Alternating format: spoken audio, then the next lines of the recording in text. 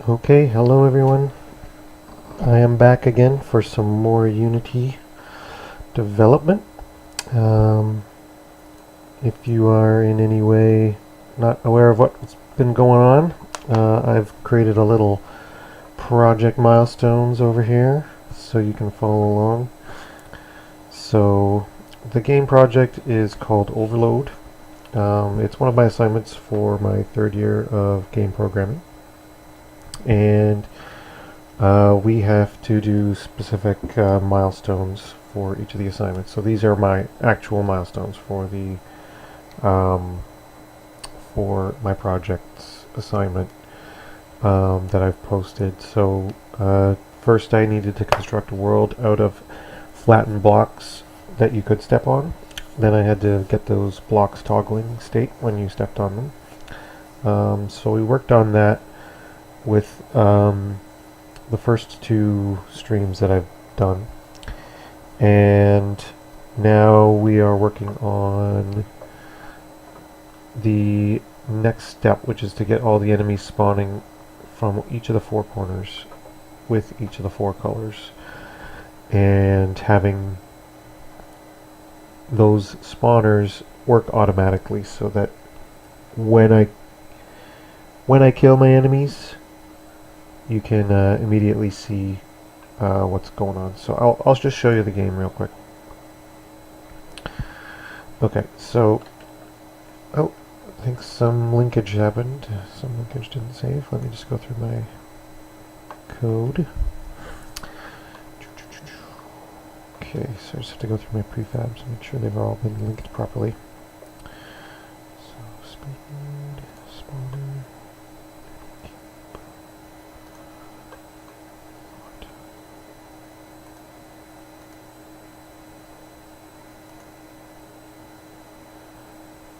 Script. This, I don't even know what it is. This is old.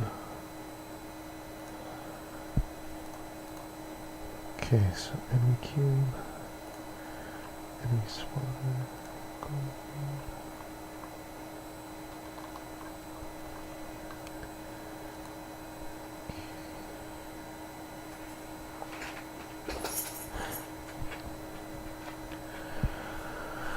let's figure this out. So my spawner manager is making an enemy spawner. Enemy spawner is making enemy cubes. Enemy cubes have the required glow script glowing attached, and an enemy script.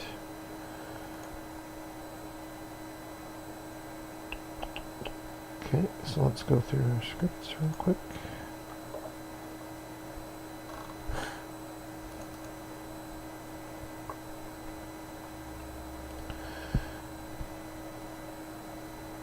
We have initialize with a color, call in color, on a block. So that should be called by the enemy spawner. Enemy spawn script. So initialize. So that's getting called here. And then this spawn is getting called by the spawner manager, I believe. Oh, no, it's getting called by itself. Spawn. Who calls you? Here, my update function. So if my time between spawns is greater than 3 seconds, I will spawn a new object. So let's go back and should be working. So go back here. Okay, and we'll check what has happened in here. Okay. Oh, I have a null reference. That's what's happening. Null reference exception, object reference not set to instance of object wrapper stuff. Objects dilemma.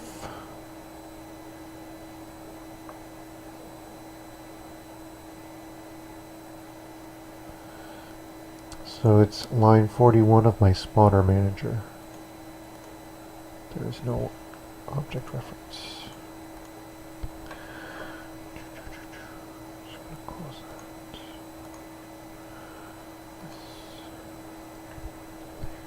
that. Okay, so spawner script.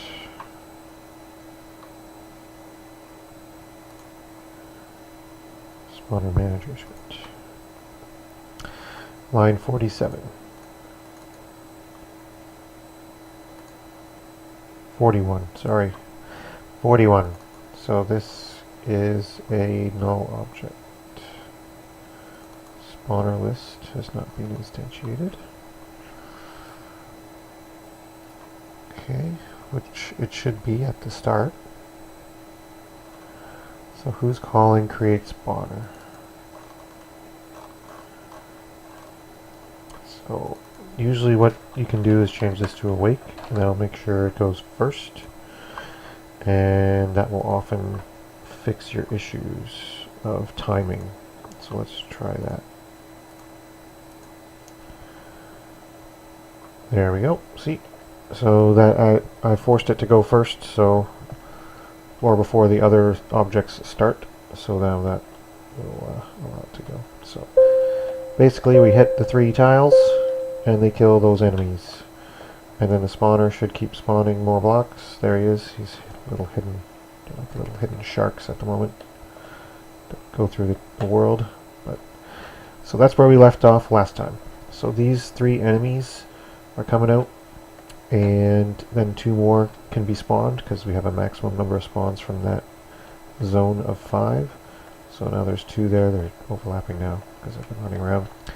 But what we need to do is spawn 4 colors from 4 corners, not just the red ones. And we also need to take the colors. So this is one of the spawners, just so I can see that it's visible. That's where the red spawner is. So I need to add those corners to each corner, and then once I've deactivated and killed those 3, I need to check if my spawner of that color has any more to spawn, and then recreate. If it does, recreate more tiles of that color to step on. So the goal there is to essentially allow me to kill these enemies by having more red tiles to step on. Okay, so that's where we left off at the end of my last stream, which was last Tuesday. And I apologize, I did post it, but I didn't stream on Thursday because I had a club event that I was running at my school. So I was just busy all morning there and that, so I couldn't stream. But normally I will be streaming Tuesday and Thursday morning. So, okay, so I have to get to the point where when I've called the find all kill spawns of color, I think. Kill active enemies. Okay, T-spawn. I just gotta reabsorb this code into my brain and see where we're at. Okay, so the start spawn enemies. Spawn.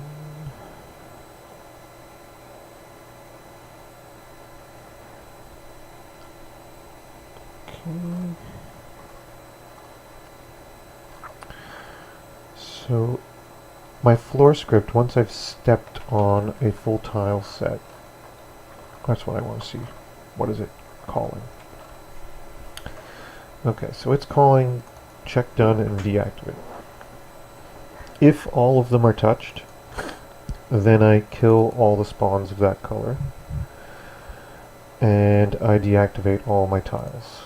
So for each of the tiles in my tile set that I checked and were of that color, I deactivate them. Okay, so now once I've done that, so this is deactivate all the tiles of this color. Okay, so once I've done that, I have to do something else, which is to check if there are any more to be spawned. Any more enemies of this color waiting to be spawned. Okay, and if there are, then I have to create a new set of tiles of this color, if true. Okay, so this technique I'm doing is called pseudocoding, so you kind of write out in English what you want your code to do, and then you can come back and fill it in later. So it's very helpful. It allows you to save time on commenting because you've already commented it, and B, it just lets you think about your problem ahead of time so you can solve it a little more easily. Okay, so if there are any more enemies of this color waiting to be spawned. Okay, so what I need to do is access this number up here in the spawner, on enemy spawn script. I want to know how many I have spawned from that color type, and whether that number is equal to or greater than, it should be fine with just equal to, but we'll make sure it's not greater than as well, than the max number of spawns we have. So right now you can have 3 enemies out at once and up to 5 total spawned. Okay, so I just need to have a method in here that will tell me whether or not whether or not there are any more to be spawned. Okay, so see if I have a method already that does that. I do not, so I'm going to create one right before my update function. And this is Hello Kitty. You might be able to hear my kitty. She is called Flint. Okay, so we have to return a boolean, and our function is going to be called any more to spawn.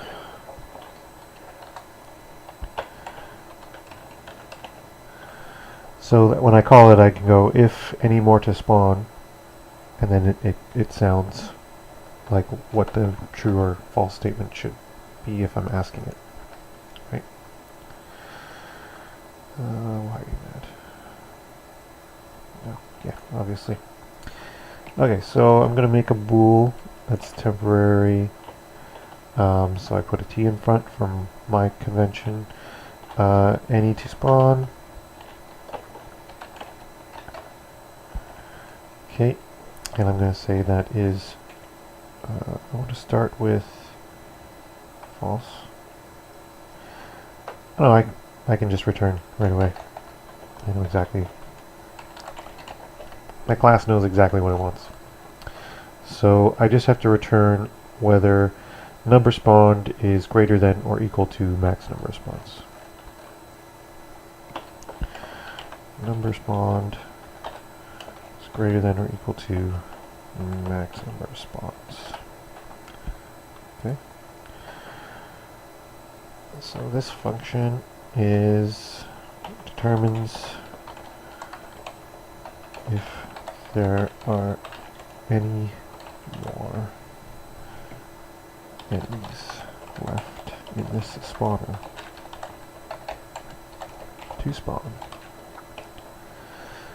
Hi Zeisler, how's it going? I can't go to your birthday party because I work every weekend 5 to 1, and I have since we've met. So I can never come on a Saturday night. If you made it Friday night, I could come. Hi Dylan. I mean Northern Tracker. Welcome. So return a boo.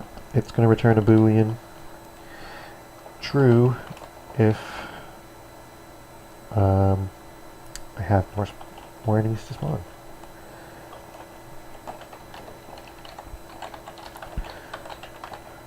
And I like to do this when I start getting a lot of methods. So this is called by my floor script.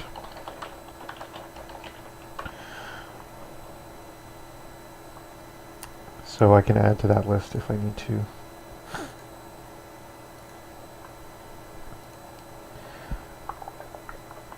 Okay, so if there's any more to spawn,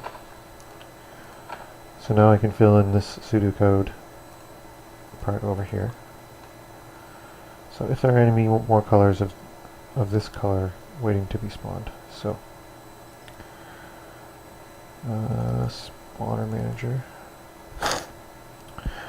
Okay, so I also need to know which spawner to call that on. So this is a spawner script. So I need to check if there's any more to be spawned.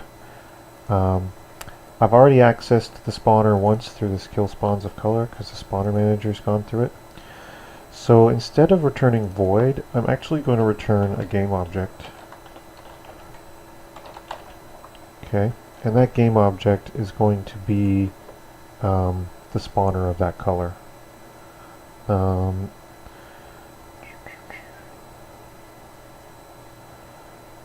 I'm going to return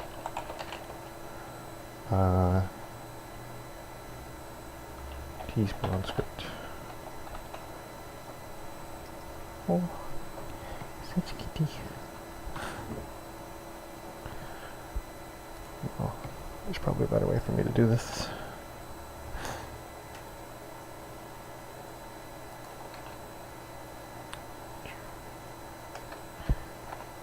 Yeah, there's probably a better way for me to do this. So I'm going to not do that. So this was a void. So instead of returning that, I'm going to return public, or make a new one that's public void, and check, what did I call it? If there's any more to spawn. More to spawn of color.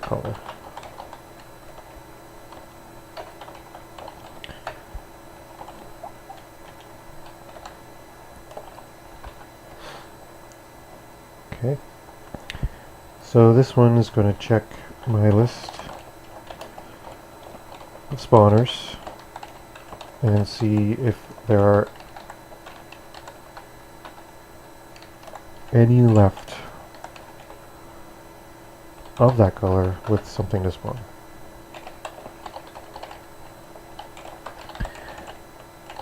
So in the future, I'm planning on having multiple spawners of the same color. So this is good to have it as its own method in the spawner manager because it's going to have to check through the entire list and then tell me if there's at least one left in any of the spawners, right? So it's basically going to work like this function. So I'm going to call that here, copy that here. So I'm going to go through the spawner list. If it's not null, then I'm going to check the spawner. Okay, so my spawn script is still going to be my enemy spawn script. If tspawn script equals get spawn color equals color, yep, that's still what I want to check. But instead of calling kill all active enemies, I'm going to call this script, where we go, any more to spawn on the spawner. Okay, so that means I have to make it public. And so instead of get, I'm going to call tspawn script dot any more to spawn. Okay.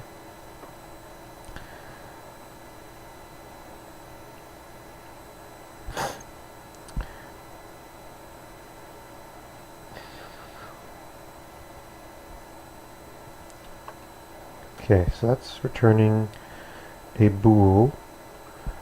So I need to do an if on that. If there are any more to spawn, then I'm also going to call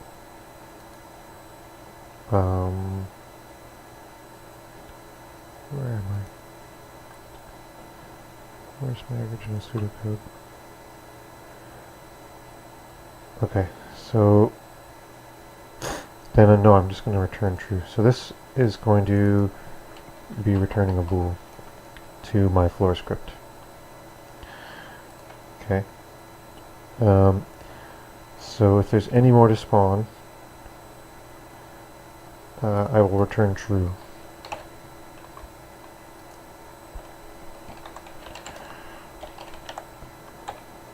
Okay. Not all code paths return a value. So basically, if there's any more to spawn, I'm going to go through all my spawner list, checking if they have the same color as the color I'm checking. If there's any more to spawn, I'm going to return true and just hop right out.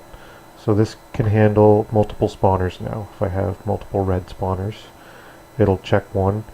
If it was empty, it will just not, this won't trigger, but if the second one still had two more to spawn, this would return true on that one. So that's all good. So at the end of this, otherwise, if there are none at all, I'm going to return false. Okay. So this will work with multiple lists.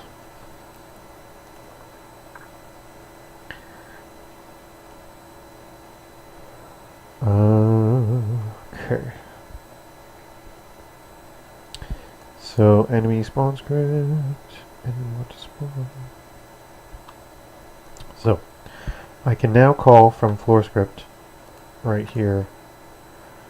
I call on my spawner manager. Kill spawns. Color? No, I'm gonna get the bool here if there's any more to spawn for that color. So if spawner manager dot check any more to spawn, and I'm going to pass in the color that I've been using throughout this. Okay. Then I can do my thing. So I'm just going to put brackets here because then it solves the compiler error. Okay, so then I'm going to create a new set of tiles of this color. Okay, so to create a new set of tiles of this color, I have a method that does that. It is called activate tile set, and I give it a color. And that's not commented.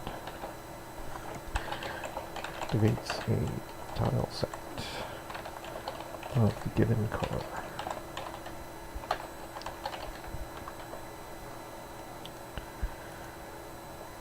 Index of the color array.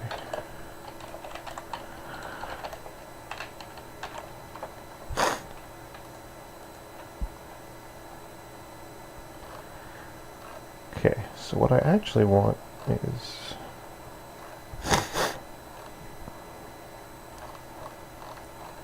activate tile set to take in a color. So why was I using an index? Activate tile.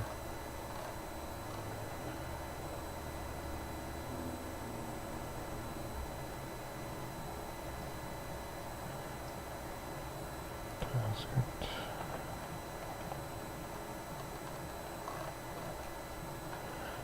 Activate tile. So this is a color.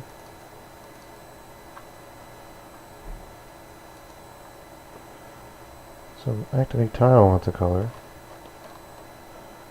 So why don't I just give it a color? Wants a floor tile too. So So I'm just going to start giving this a color instead.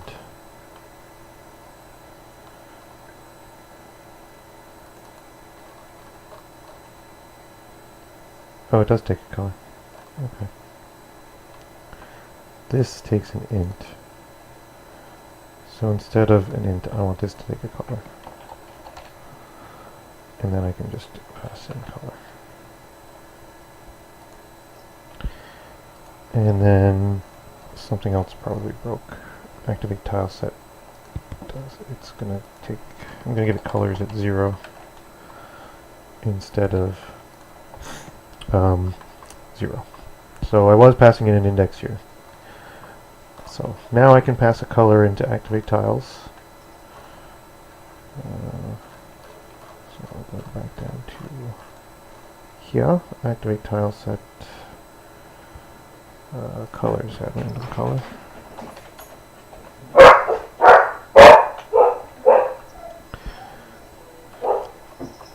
And here I'm going to activate tile set as well. But I'm going to pass in my color.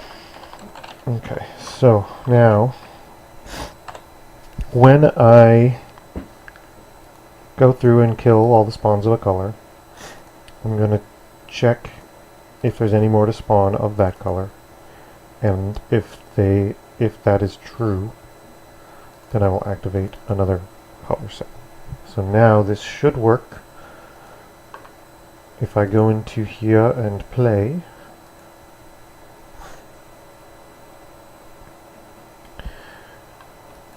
for realsy play, now when I kill these 3, the cube sharks that are chasing me will all disappear, and I should get a new set of tiles. I did not. Okay, interesting. So we'll pause, see if there are any null objects here. Okay, so I deactivated tiles 0, 1, and 2. Spawning number 3. Call spawn. On trigger enter. So that's when I walked into a tile. Spawning number 4. So now I've spawned here. And then it spawned again here.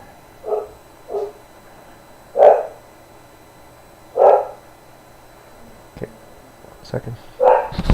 Hello? Quiet. Good girl. That was Ella protecting me from robbers. Okay, so I now have to trace and see what's going on. Why aren't we activating the tile set? So I'm going to say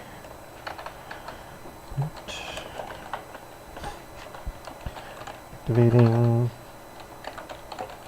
tile set after kill.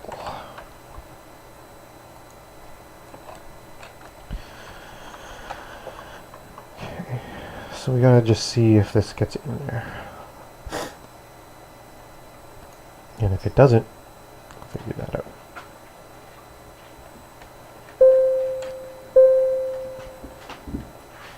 Null reference. Okay, so now I have a null reference.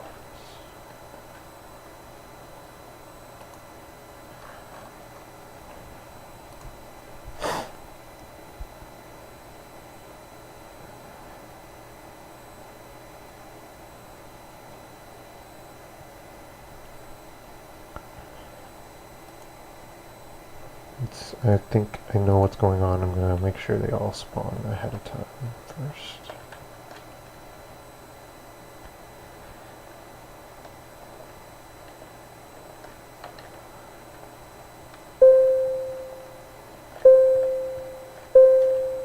Okay, yeah. So there's a bug where if my list isn't full and I try to kill them, they don't die. But this should still work. Okay, so I'm not going into... Yeah, I'm not even going into this if right now. Thank you, sir. Welcome AB109 numbers. Okay. So what I'm trying to do, if you just dropped in, is trying to get my target up here there. I'm trying to get enemies spawning from four corners with 4 colors and have them automatically respawn tiles that will kill them after they die. So I'm trying to figure out why this right now is not firing. So my spawner manager, check any more to spawn of colors. I gotta see if it's getting to here as well. So print. No, I can do that on the inside of this. So check any more to spawn.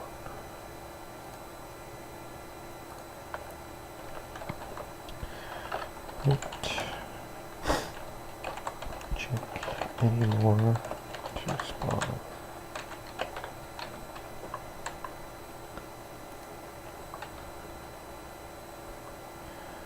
Okay, and if any more to spawn. Oh, I know what happened. I used the wrong symbol here. This should be... This is going to be true if the number spawned is less than the max number of spawns. If it's greater than or equal to, it'll give me false. So I want to know if there's any more to spawn, this has to be less than. Okay, so this should fix everything. Okay, so let's go back here and press play. Okay, so I'm gonna fix that other null reference bug in a second. I still have to work on the character controller. You'll see that's one of my later ones, so I'm still just using the default one. Okay, so now this should kill them. And good, it spawned a new set of 3 tiles there because there's more red enemies to come out of this spawner. And now I check here if these guys die, and that broke. Okay, no reference. They chased me off the cliff. Okay. Okay, so I had null reference exception.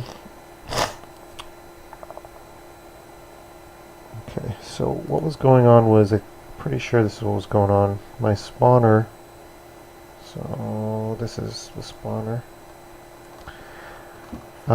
It's calling kill on an object that doesn't exist. So kill active enemies. So I have to put an if statement in here. If so right now it was just always going through and killing them, and that's not quite what I want to happen. I want my I want it to only trigger if my spawned enemy at I is not null, because it's not null. Because if it is null, if it's not null, I should do nothing. It's already dead. If it is null, it was trying to get the script off of a null object, which you can't do. So I couldn't actually destroy them all. Okay, so that should fix the null object kill, which might help with the reason why the tiles didn't unglow the second time. Let's try this out again. So now I should be able to just walk around and kill these right away and get a new set. Okay, awesome. So now I've got 3. I killed 2 the first time, so I should have 3 blocks chasing me. Okay, good. Now I can kill them. And no tiles spawn because I've killed that full set. So I'm just going to test this a few more times, make sure I don't get any more null objects. I'm going to do that to kill my first one. And there's 1, 2. Okay, let's kill him. And there was still 1 left in the spawner, so I killed 2. I killed 1 and then 3, and there's 1 left, so it still made another one. So my script is now working the way I want for a single color. Exactly the way I want it to for a single color. So, my next task is to get multiple colors all working the same way. So I'm pretty sure that all I have to do is when I'm initializing my floor, and therefore initializing my spawners, where did I do that? Build spawners. So here I'm telling it to create a spawner at this position, which is the corner. With which color? So color 0, which is red. And what else does create spawner take? Come on, tell me. Tell me. The index. Why does it need the index? Create spawner. So create spawner needs an index, which is used in the spawner list. Okay, because yeah, I was... Yeah. So it's max number of colors. Okay. So this is just the index of the spawner list. So what I'm going to do, I'm just going to test multiple colors real quick. I think I've built it properly so that it'll work. I'm going to put them in different corners, so it's going to be 0, 8, because there's 9 tiles. The block was on 0, 8, 8, 0, and 8, 8. So these should be the positions of the 4 corners of my floor. Okay, and instead of all red, I'm going to do each of the different colors, and then that has to be the different indices. I'm going to have to get rid of that indices and make the spawner manager know which indice is next to be used, because this was a quick and dirty way to just get it working. So now I should have 4 spawners, 4 different colors, and they'll all spawn. All spawners have the default 5 and 3, so they should all spawn a total of 5 and have 3 that are spawning at a time chasing me. Hopefully there aren't too many of them and I don't get pushed off the ledge. Okay, so they're spawning, but I didn't activate tiles, so I won't have any way to kill anything but the red ones. Okay, so that's good. So I'm killing the red ones. And they're after me. Okay. And there's no more red ones left to spawn, but there's now a rainbow of death chasing me. Okay. Run from the rainbow of death!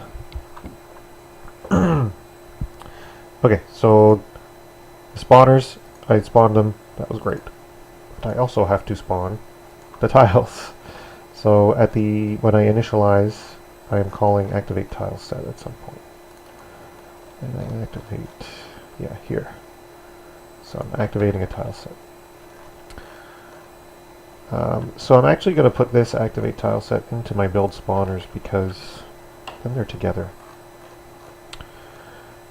Okay, so I have to activate the block set,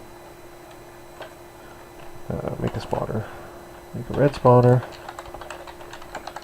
Eventually I'm going to recode this to take in some XML, and that will determine where the spawners go and which ones get spawned, which color gets spawned from it. But for now, for my milestone, I just need to have them spawning from the 4 corners with the 4 colors. So that's what I'm going for. My assignment 2, I have to have all 4 milestones. So I'm going to copy this and put in here. Okay. Activating color 1, activating color 2, and activating color 3. And this will make a... Who's number 2? So we have yellow, cyan, magenta. Yellow spawner.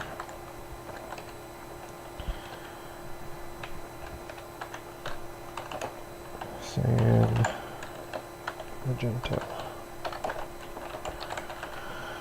And this will activate a red block set.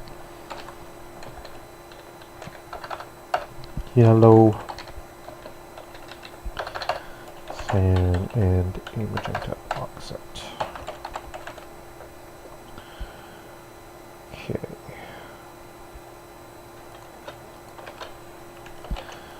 Just so it's all there. I hate when they do that. No, I want my commas right there. Okay. So, now that I've added my tile sets, I should be able to kill all the enemies on my screen now. So, let us see. Okay, so this is how the game is going to kind of look. You're going to have different colored tile sets, and you've got teal enemies coming after you. You got to get those teal sets to kill the teal guys. Now there's a new teal set because there's more teals to kill. I got to activate all these color sets. Activating the reds and yellows. Basically, right now the AI of the enemies is really simple, and my character is way faster than them, but that's not how the final game will work. And this should kill the last magenta, and then you've killed the level, and the level will restart. Okay? That is how this game was envisioned. There's going to be like power-ups, kind of like Pacman and stuff too. But, I have finished my milestone of getting them to spawn from 4 corners with 4 colors. So I can do any of the next 3 of these milestones. If there's anyone watching, which of the 3 would you like to see? I don't know if anyone's still watching and listening.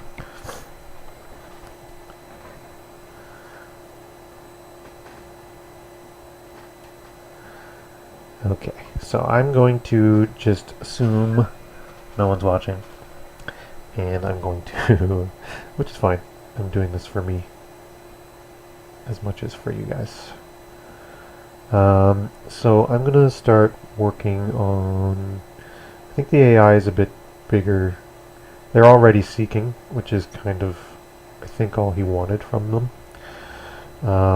So I'm going to leave that for now. So I'm going to start working on my character controller for my 3rd person.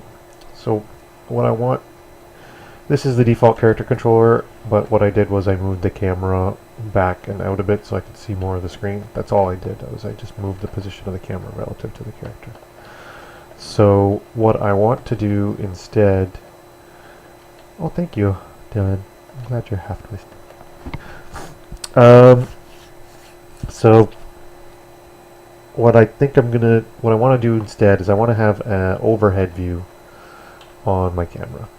Okay, so I also want to pretty much start this whole thing over. So to do that, I had to do some stuff. So first I've got to call this my manager object.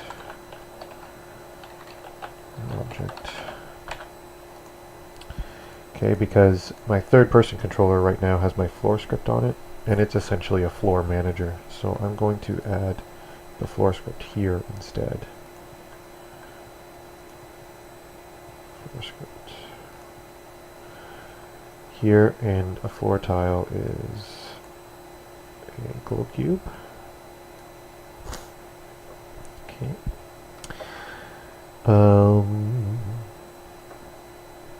Then we have some other scripts on here. I have 3rd person user controller, audio snare, and what else? My main camera had something. Ah, there it is. So when I remake my when I remake this, I get to I don't know why my skybox wasn't working. I had this cool tuned skybox. But all it ends up doing is changing the background color. So I have to make sure that I add these MK glow scripts to my camera, and then I have to I added my floor script here, so I can now delete my floor script here.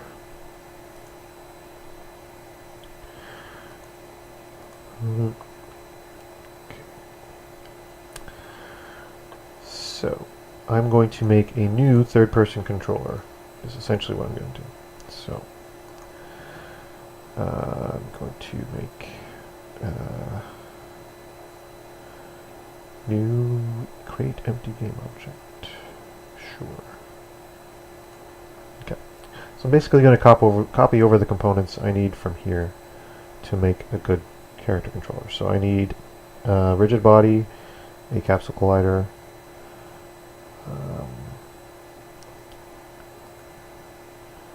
physics, no, 2D rigid body, regular rigid body, a character controller.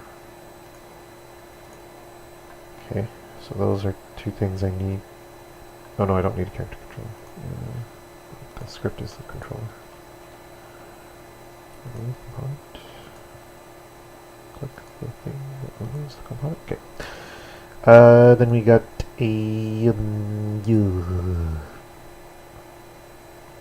capsule collider. And the scripts that are going to be the thing, and an audio listener. So this is my overload character. So I need capsule collider. Well, it can be the collider should be for whatever I'm making it. So material zero friction. Let's just start that for now. Okay, and let's put my overload character on thingy. Okay, I'm gonna move this main camera to my overload character.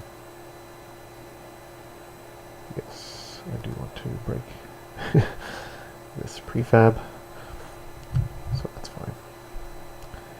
Okay, so now my camera's on here. Okay, so if I move this guy now out to the side and go back to here and click on the main camera, I can see that he's moved and I'm focused on this overload game object in the center. Okay, then he's going to... So he's got the glow scripts, that's all good. He's got my custom... He's got all the things he had. And then my third-person controllers also got an animator. Not animating yet. I'll work on that for my next set of milestones. Third-person user control script. So I need to make a couple scripts. Probably just one.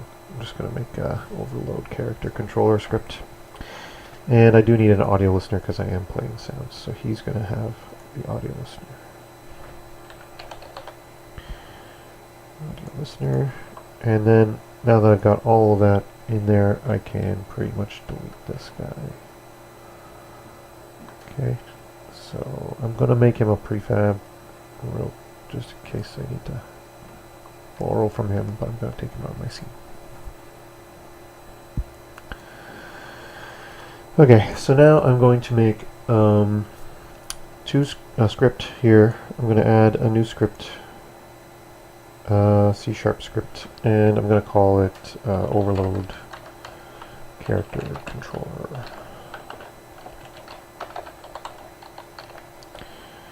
Create an add, and then I have to find that and move it into my scripts. Overload character controller. Load. Okay. So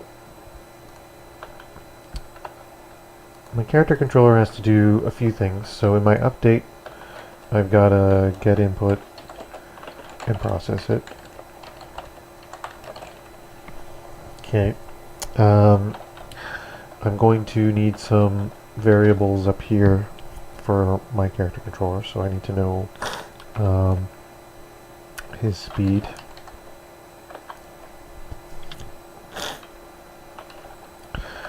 So that'll be a float, most likely.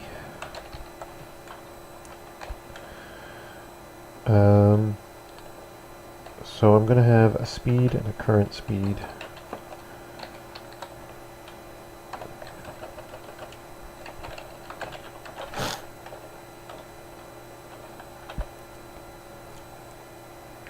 So my float speed is actually going to be, I'm going to call it max speed.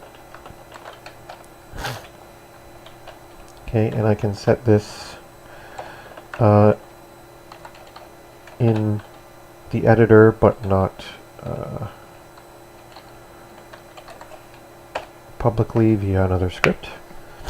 So that means if you put serialized field above your field, then it puts it, you can change it in the editor, so you can tweak it each time you press play.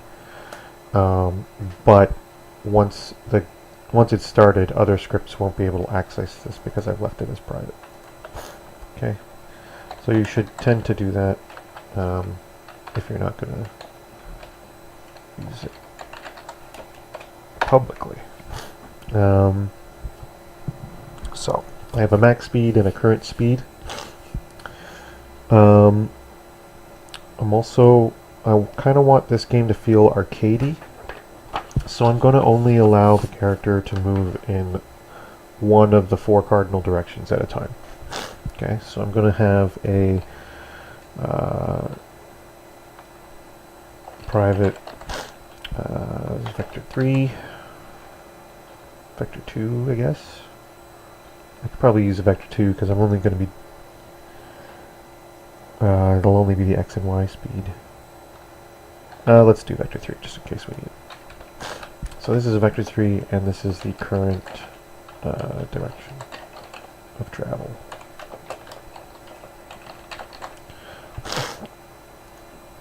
Okay, this is current speed, how fast I'm going. Max speed is how fast I can go.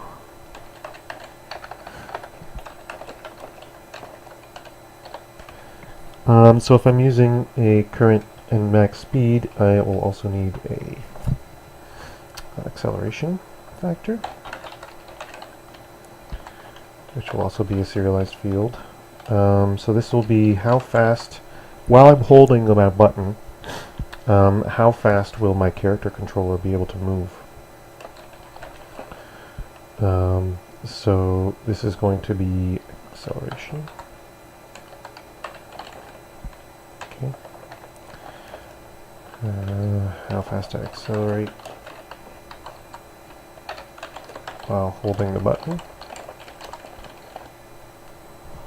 to move down. So we're going to put this on the movement axes. So we just have to do input.getAxis.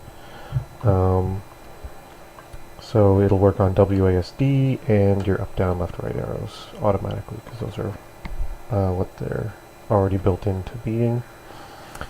I think that's about it. Okay, so I'm just going to put some default values in here in case nobody puts anything in the editor. So my max speed, let's just say I want it to be 4.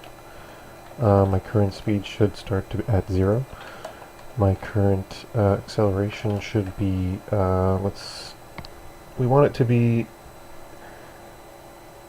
let's start with 9.8. It'll feel like gravity speed going from side to side. Okay. No, that's way too fast. So we want it, this is basically how many seconds it'll take to go from 0 to 5, right? So if I want to go from 0 to 5, if I put that at 5, it would take exactly 1 second. That's what I'm anticipating this value to be. So I want to get to max speed after about 1.5 seconds. So 7, no, not 7.5. 5, can't do math, divided by 1.5, 3.3. Okay, so 3.3 is going to be how fast I'm going to accelerate when I'm holding a button. Okay, so the other thing I wanted to do back in here was set my camera to be overhead. So right now these are my defaults, but what I want to do is have it to be a pretty high Y, say like a 6, 0 on the Z, and then I want it to be rotated down. So oh, I can't see the skybox. Okay. So let's zoom out, because then we can actually see what this camera's looking at. So if I hit E, I go to rotation, and I want to rotate it straight down. Okay, so when I'm moving it, you can see that my ball comes into view. So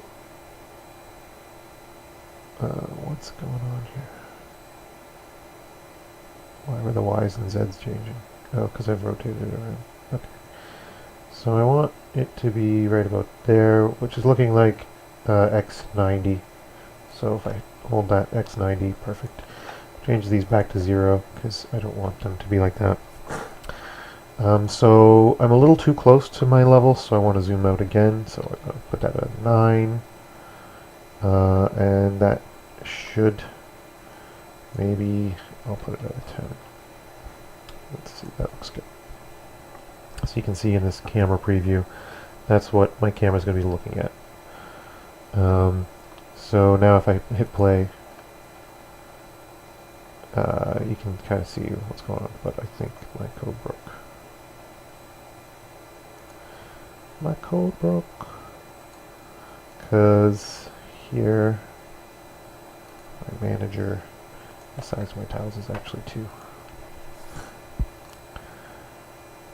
Okay, so now you can see kind of what's going on. My spawners are still working, but I can't move right now because I haven't programmed my movement. My spawners are still good,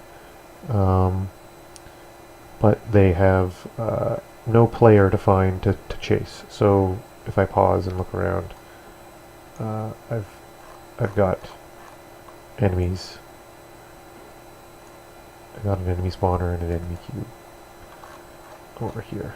This guy spawned some cubes, but their AI currently chases up anything with a player tag. So that is one other thing I have to do. So unpause here. Overload character. He's going to be tagged as player. So now those evil cubes should come chase me. See? Oh no! Run away! Okay. Can't run away. I have no programming. Okay. This manager object sphere I don't need anymore because I know it's there and it's working. So I'm gonna turn this off.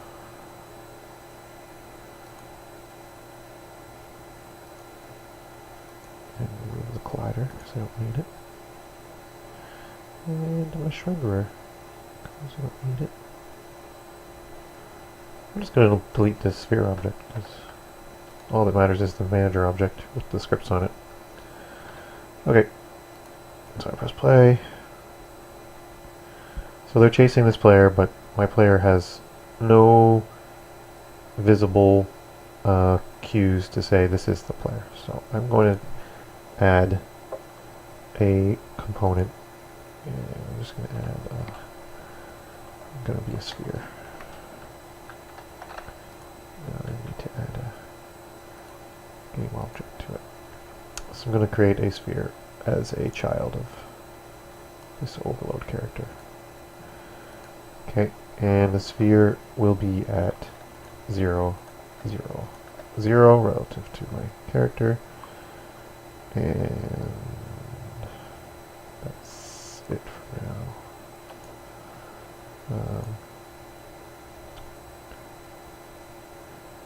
Material.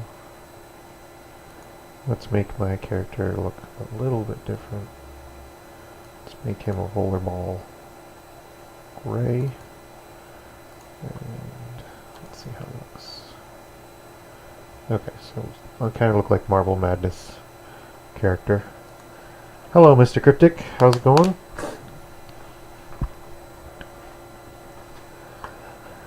Okay, so I've got my character, got my camera where I want it. I've got something to just show where my character is for now until we add a model and animations to him. So we're going to go back over here. No, what I'm going to do is I'm going to add... Oh, I did that already.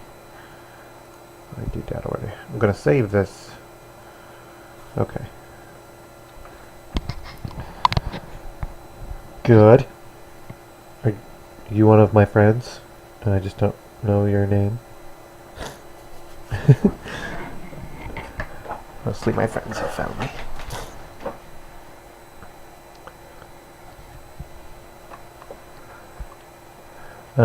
So I'm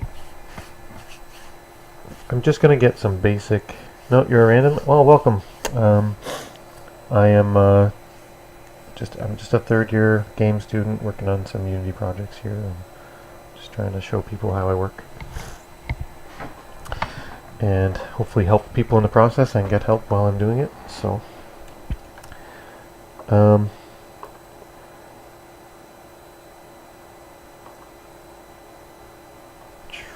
okay, where was I? So there was something was having an issue with this part here. So my spawner manager is looking for the player to have the floor script on it. So I just have to change this to my manager object. That should allow a whole bunch of stuff to be fixed. And then I'm going to go back to this and make sure it's called spawner manager right now. I'm just going to how do I edit tags? Edit.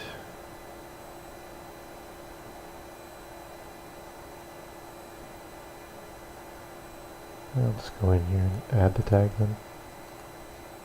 Oh, I can't edit. Okay. I'll call that manager tag. So it's my manager object. He's going to have, he just sits in the game and manages all the other things, and therefore he'll always be there and never die. Okay, so my manager object, that should fix the colored tiles.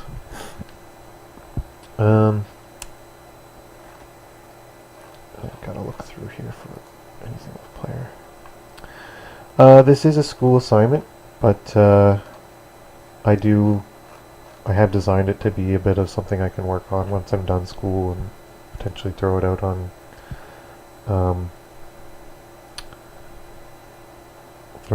mobile or something. So I haven't really decided what I'm going to do with it. It will depend on how much time I have,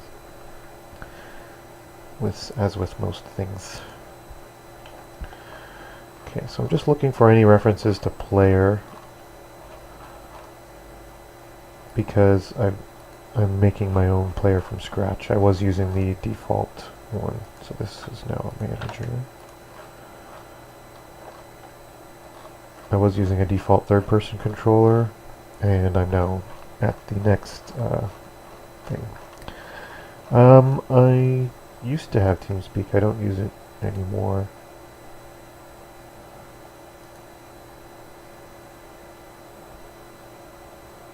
Oh, it is too. Okay, 1 second. I can fix that real quick. Properties, select region, volume. Okay.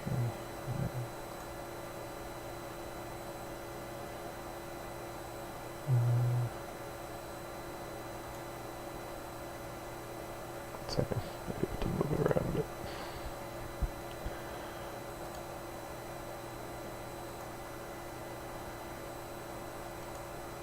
There we go.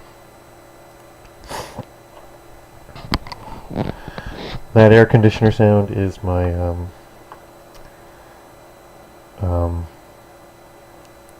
computer. It has a fairly loud fan. This is my third time streaming ever, so yeah, any tips would be fantastic. Well, I'm guessing that's under settings for audio.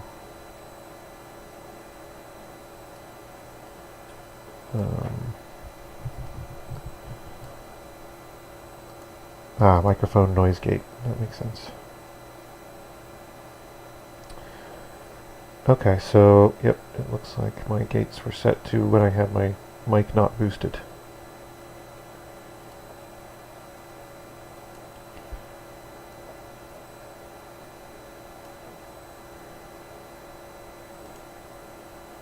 Okay, how's this? Is this any better? Testing, testing. My audio. Okay, so this is got player. That's getting the manager now. That's good.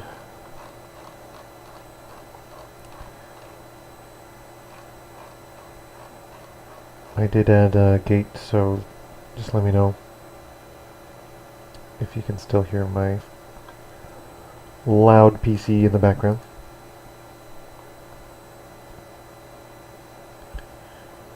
Okay. Yeah, I'll probably have to restart it. I'll try it for next time. I'll do some tests. But I want to keep this one video. So I'll continue with my annoying fan, and I apologize. Maybe I'll move over here slightly away from it so it's not right in the mic.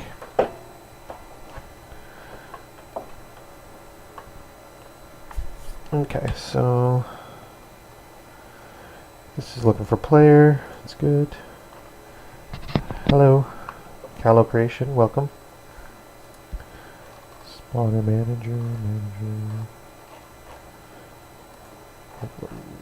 Okay, so now this should fix things, and I can explain to the couple of new people who showed up what's going on. Nope, didn't fix anything. Totally broke it.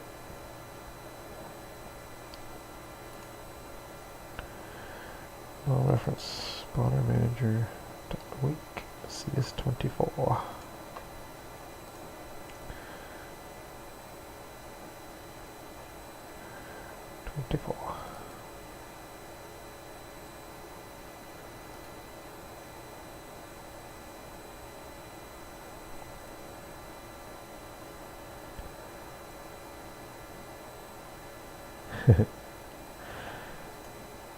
Okay, so I think, and floor script line 50.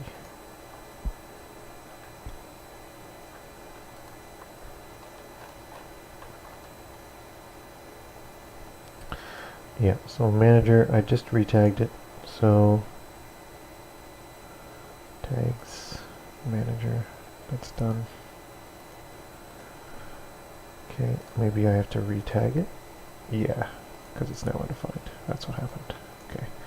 Manager, player. Okay. You follow the good stuff? Well, hopefully I'm some of the good stuff. I am just a novice, so...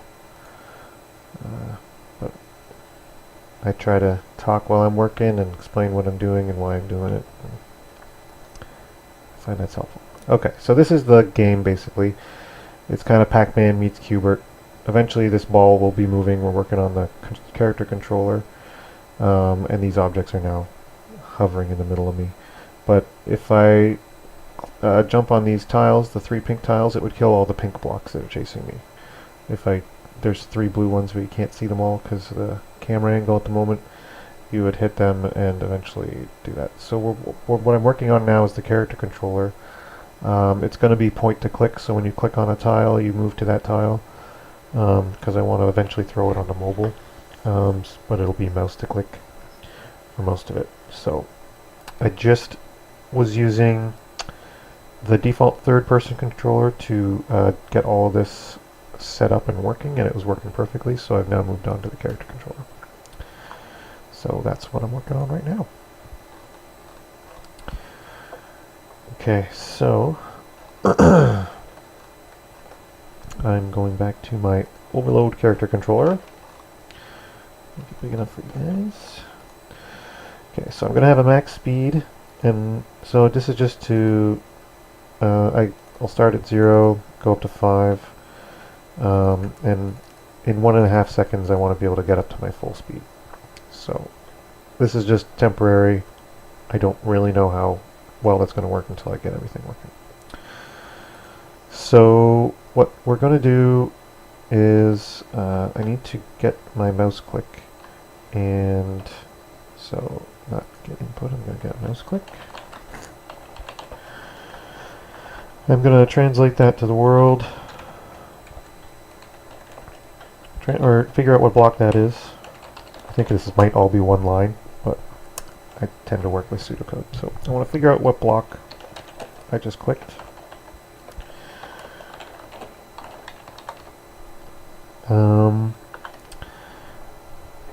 So the player will be able to move on an angle. So if I click here, I'll move this way. But once I've done the AI for these blocks that are chasing me, they'll go more in column row straight lines in different patterns, kind of like the Pacman ghosts.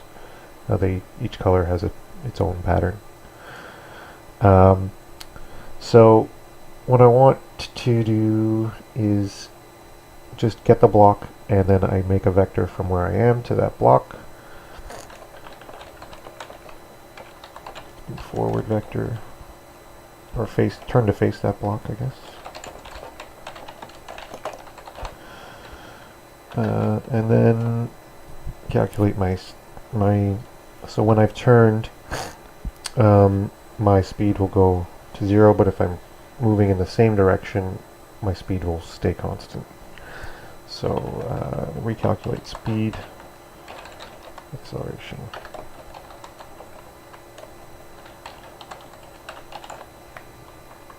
Okay, so that's my pseudocode. Spell my pseudocode right so that it becomes comments later. Okay, so I haven't used mouse clicking for Unity for a while, so I may have to do some lookups here. But I believe it'll be input get mouse button. Okay, so mouse button returns whether the given mouse button is being held down. Mouse button down is whether it's been clicked, so that's what I probably want. Returns true during the frame that it was pressed, so that's when I want to process this, is only when they've clicked it down. So I'm going to be using get mouse button down. Okay, and it looks like it returned true. So I want to use 0, which I believe is the first click. Okay, and it's going to return true if that has been clicked this turn. So if that's been clicked this round, then I want to do all this stuff in between down here. Okay. So look up away scripting reference. It is your friend. Okay. That's why I'm here, to get pro tips from my stream followers, because I am still a novice, as I said. So let's look this up. Away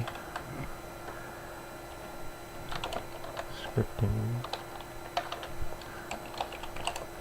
reference.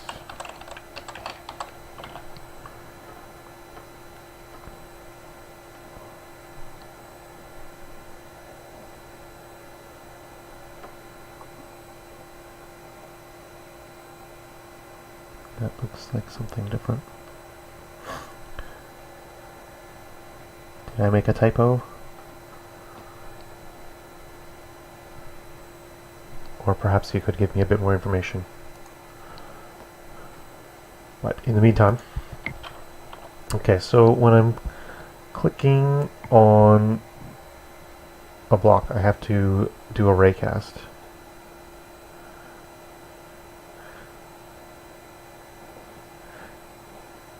Ah, okay. I see what you're saying. I thought you were saying it was like a plugin or something for Visual Studio or Chrome or something.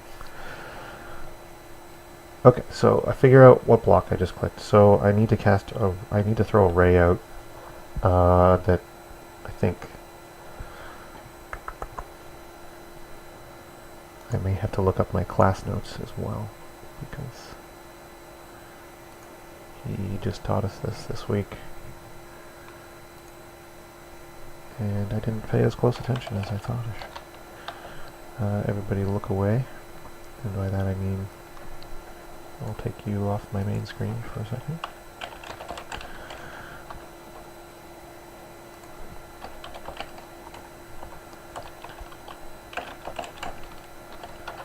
Whoop, whoop, whoop.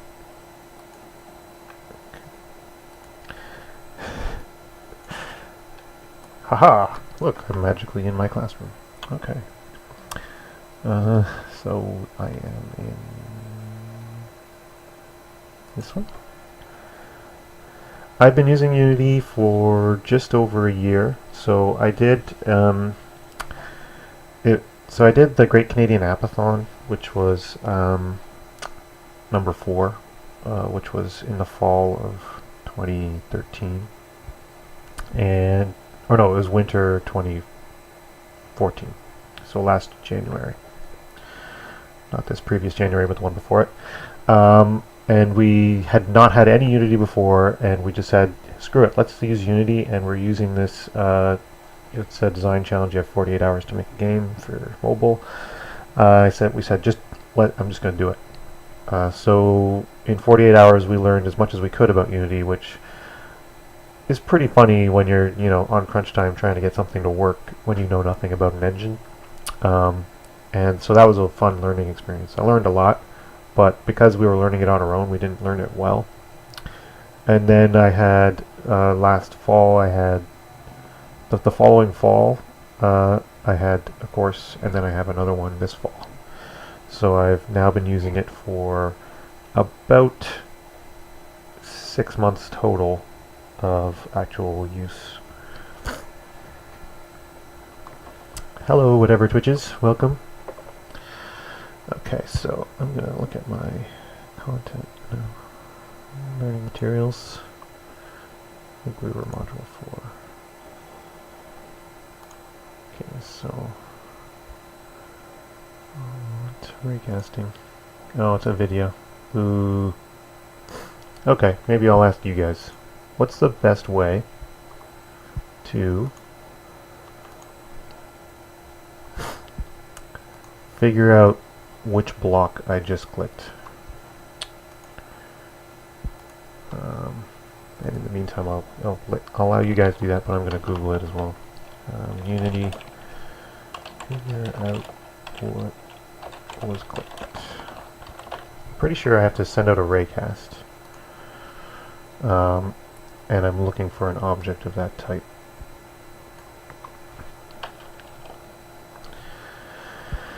Yeah, so, oh look, this is what I'm doing right here. So, making array, screen point array, input.mouse position. Excellent. Raycast hit. If it's a hit, perfect. Okay. So I'm just gonna cheat a little bit and type this out. Okay, so I'm gonna make a array to block.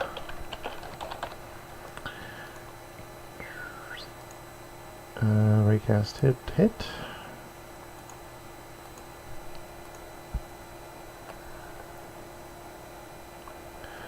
So components have an on mouse down message sent to them on mono behavior. Okay, so so you're saying that if I click here, I would get a mouse button down for this specific block. Would that have issues if, say, there's an enemy there and I'm clicking the enemy block first, or will they both get a mouse button down? Hi, whatever Twitches. So this is a arcade style game. It will eventually most likely be released on mobile if I do end up releasing it. You're gonna run around and hit these tiles here, and if you hit all the pink tiles, you'll kill all the pink blocks. So it's kind of like Pacman meets Q-bert a bit. So you've got to hit all the jump on tiles, and then once you've activated them, then you've got your power pellet, and you kill all the ghosts of that color, kind of thing. But just for now, it's a very simple project. We're going to do animations and stuff later.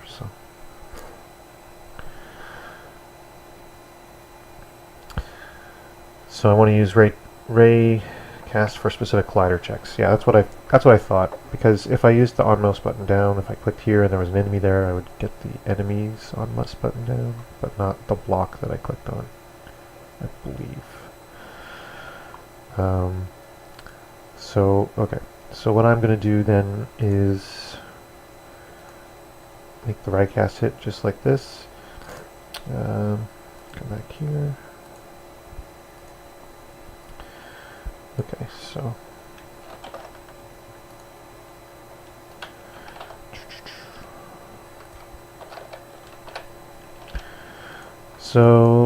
this ray is called ray to block. Actually, I've been calling them tiles, so I better call it tile, so I know what's going on.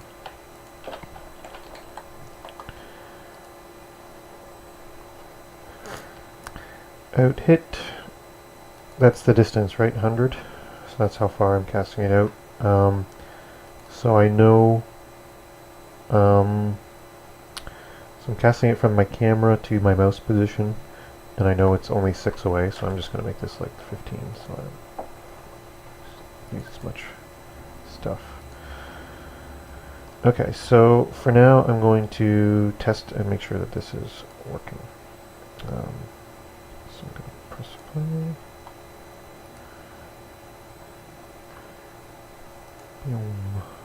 Glow cube.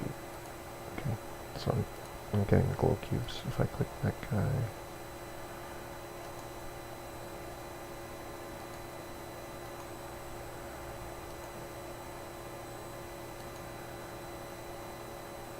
Okay.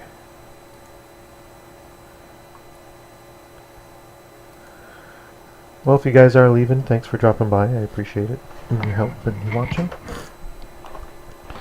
But if you can stay, that's fine too. I'll probably be here for another hour or so. Okay, so if I get a hit, I'm going to return it into this hit object. Now I want to see if that hit object is a glow cube, which is my floor tiles. Okay, so I'm going to make a tag for that. Floor tile.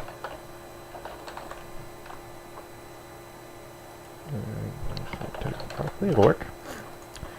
So I have a tag of tile, and now I'm going to give it to my glow cube. And that was my prefab, so I hit apply. It should work on all of them. And now I'm going to do an if hit dot tag. Is that tag? I have to go into this something else first. Collider dot tag. Yep. Is tile.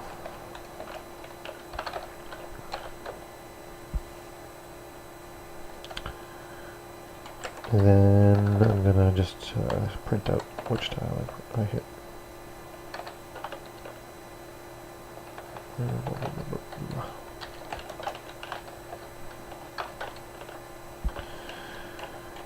Tile hit.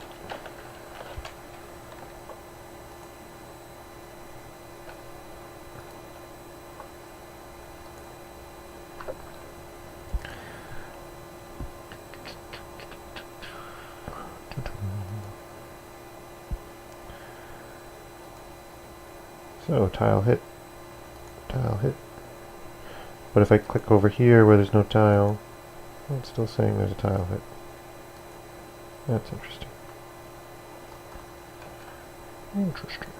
Let me zoom my camera out a bit. Yeah.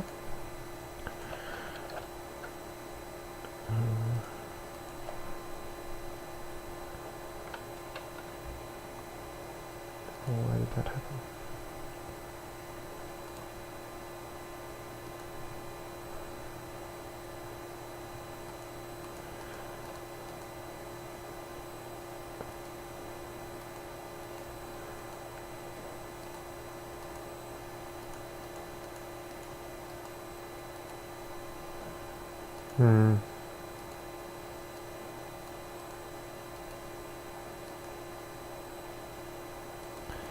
Interesting. So if I click on a crack, some of these aren't triggering. Or I've got too much debug stuff printing. I'm gonna get rid of all my debug on my spawn here. My other scripts.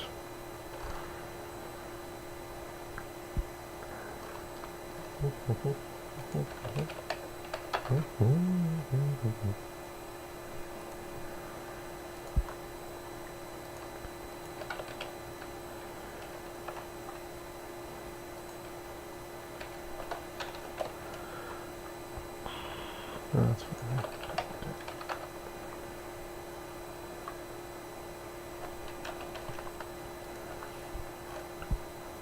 Let's kill all of these temporarily because they're spamming my debug log. And I don't want no spam. Oh, I'll put these ones. Not that one though. Okay. Save all. Let's go back here. Okay, so click, click.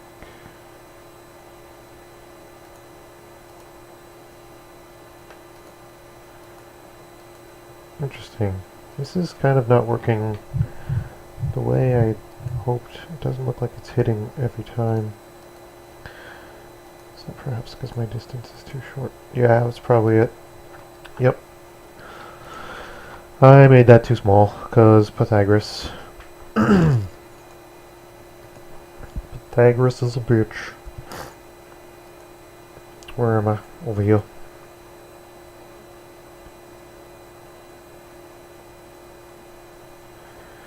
Yeah, so I was making this too short because my camera's like 10 up, so when I go out to the side more, that's too big, so I'm going to put it back to the 100.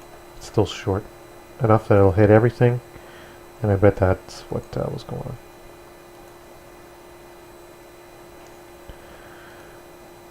Okay, tile hit, tile hit. Okay, there we go. All the tiles are being hit. Okay.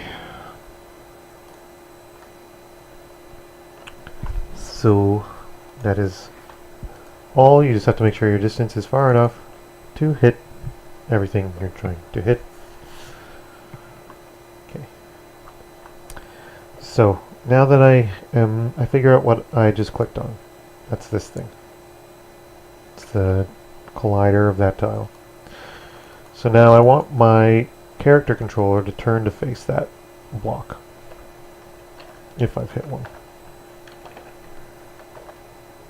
Okay, so I believe it's transform. Can't remember what it's called.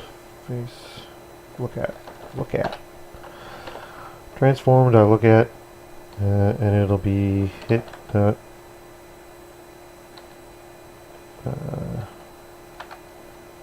collider transform. So I'm looking at, I want to look at the transform because I want to go towards the centers of the blocks that I'm clicking, not to my actual point of clicking. Just so it feels more like a block-based game instead of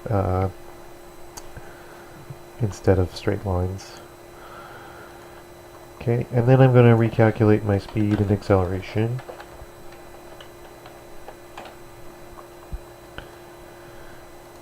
Okay, and I'm going to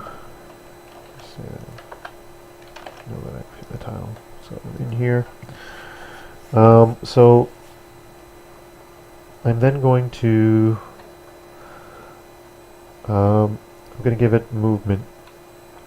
I have to figure out which kind of move I want to use because there's the one that doesn't do collision, like, there's all that kind of stuff. So I'll probably be going back to my Chrome here. So I want movement with collision. And if anybody knows the answer, please just throw it out there. I kind of know how to work with everything, but movement methods that have collision check.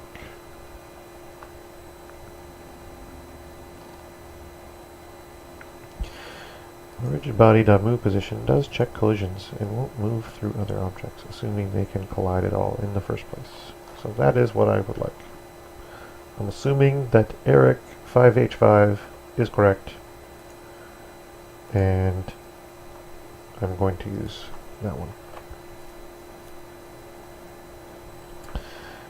Okay, so movement, rigid body, is that what it said? Nope. Closed it too soon. Rigid body.move position. So rigid body is the rigid body of my character controller. Move position. It looks like it's deprecated. And if I go back and check, this answer is from 2011, so it is probably deprecated. No. Hello, drug puppy. Welcome. Okay, so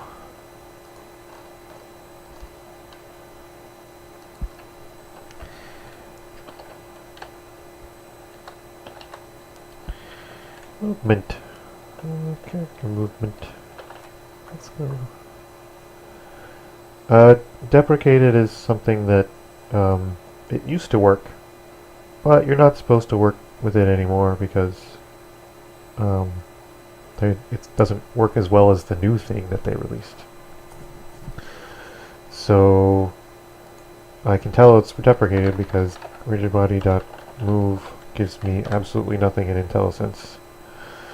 So that, and then it says right here, it'll say deprecated component.animation, so you're not supposed to use that anymore.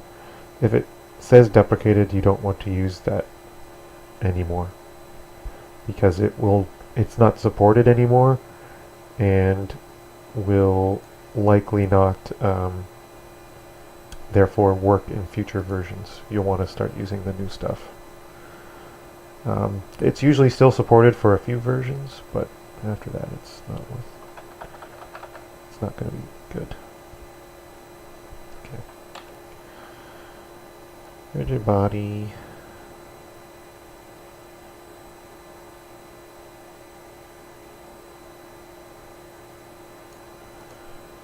Yeah. Okay. Character movement.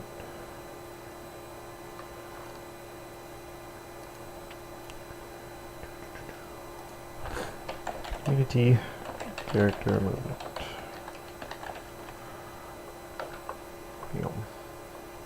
I want to avoid doing a tutorial in front of everyone because it's bad, but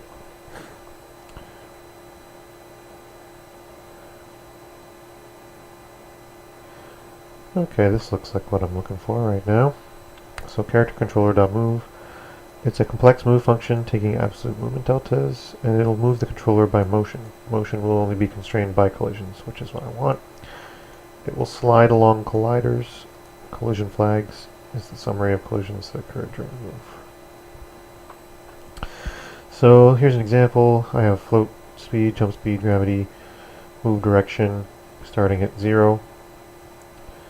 My character controller equals get component character controller. If controller is grounded, move direction equals. Okay, I'm just going to grab this.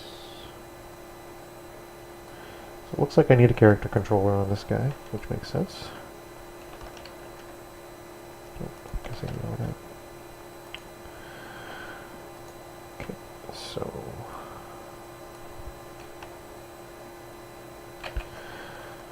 this is going to be outside of the if mouse button down, because it doesn't matter.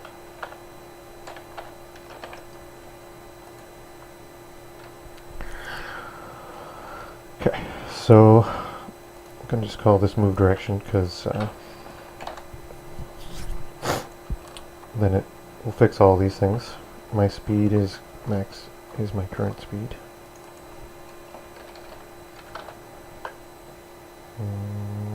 I don't have a jump yet, so I'm going to comment that out.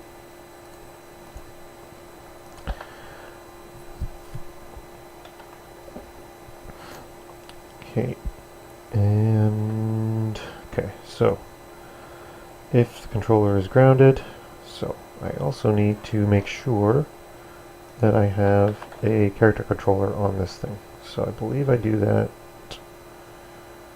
There's a specific thing I can put in front of it. Requires script requires controller component.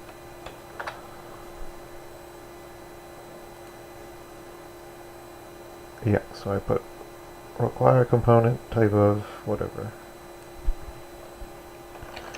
So if I put that on my script, I will need a rigid body, I will need a character controller, and that should be it for now. Okay, so now when I get component character controller here, because I said this has to have a character controller, it will have made one for me already. So then this code will always work. If controller is grounded, move direction equals. So my move direction is not going to be this though. It's going to be the position of the collider minus the position of my character.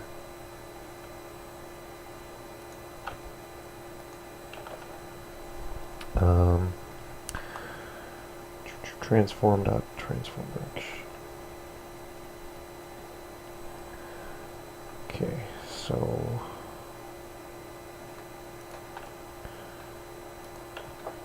direction equals hit dot collider dot transform minus game object dot transform. And that doesn't return a vector 3, it returns a transform.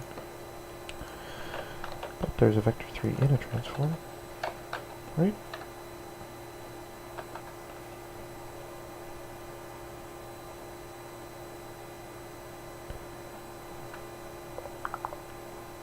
Where is that? So we're getting into the stuff that I'm just kind of using for the first or second time. The stuff I was doing earlier in this project was a lot easier for me to do because I've done it 10 times. So bear with me as I'm learning. That is why I'm here, to learn with you and you with me. Okay, so get vector 3 from transform.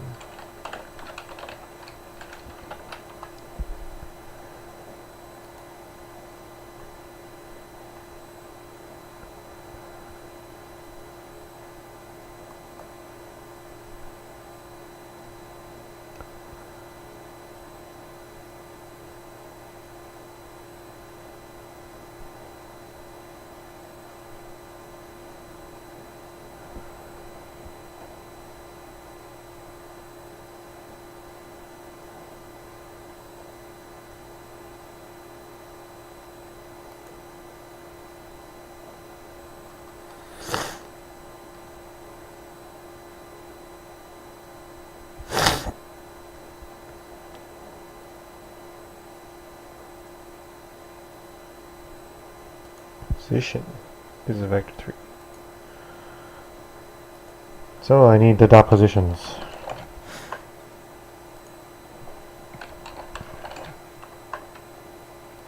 Blam. Okay, so I'm taking the position of the tile I clicked on, and I'm subtracting the position of my actual character controller. And then I'm going to make a vector out of that, and that's my move direction. Okay. I think I have to normalize that, so I'm going to normalize that so that my speed actually does something. Normalize.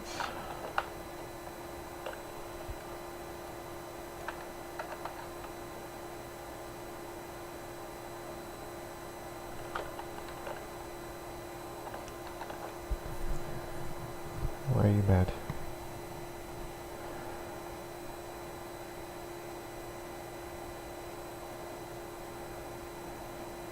Oh, I just have to call normalize on it.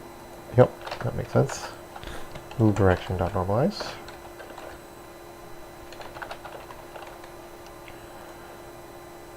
Okay. Then move direction equals transform dot transform direction move direction. I don't know what this line's doing.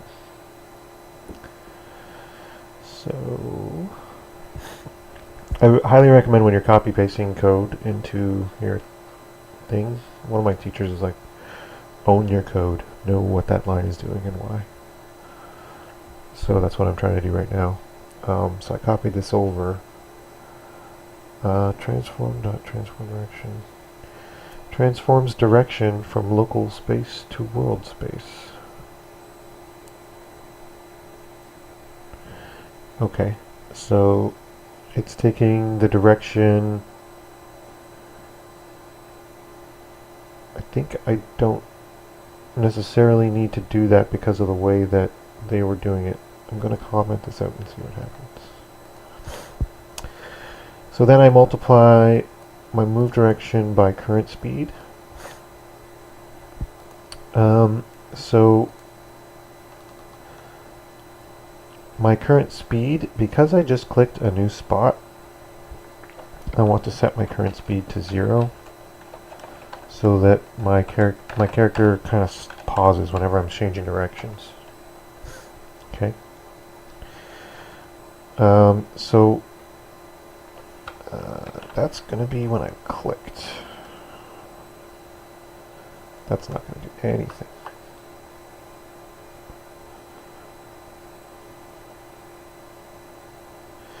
Okay, so then here I'm taking this move direction out here.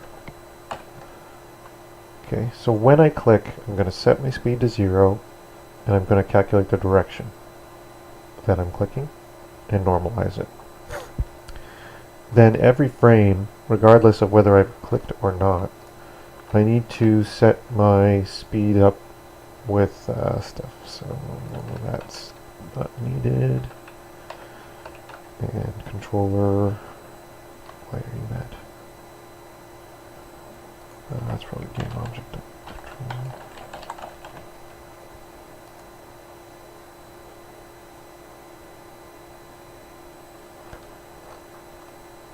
Is controller deprecated now too?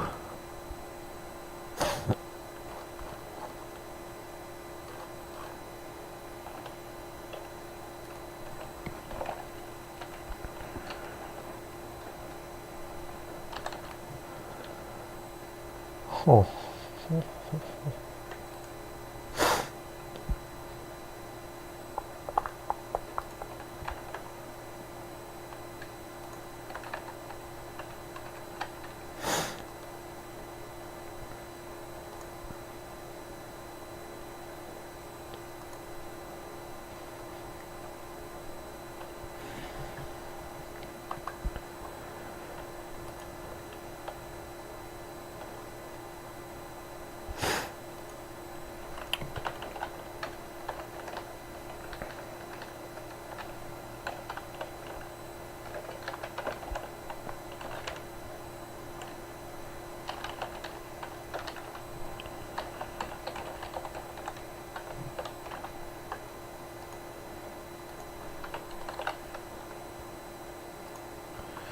Okay, so I had to fix that.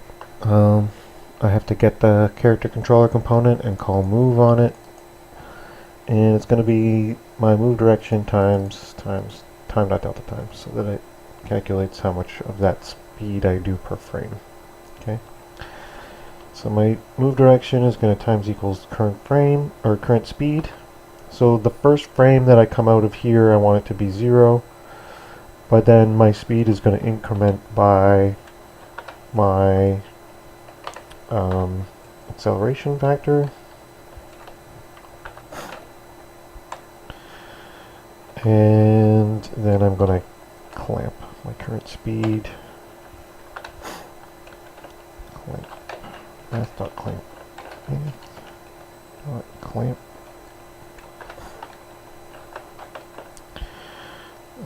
So this is the value I want to clamp, then my min and my max. So current speed, I want to clamp between 0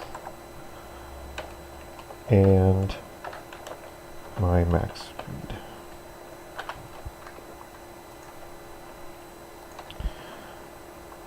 Okay, so I want to accelerate each frame by the acceleration factor, or each update step, and then clamp my current speed between it, and then I'm going to move that speed. So now when I click, resets it to 0, it adds current speed as long as I am not at my position. So I have to do something else. Plus equals acceleration. So this will only happen if I'm not already at my target.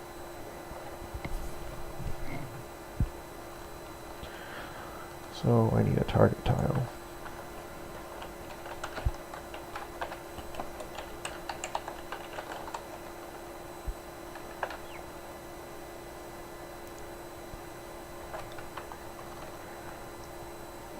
Okay, my target tile is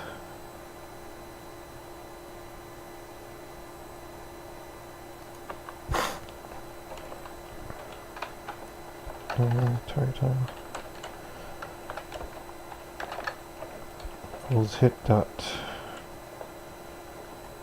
collider dot game object. So this is what I've hit. So that every time I click on a new tile, it's going to set up, that's my target tile. And I'm only going to add to my acceleration. Welcome back. Welcome back. So, okay.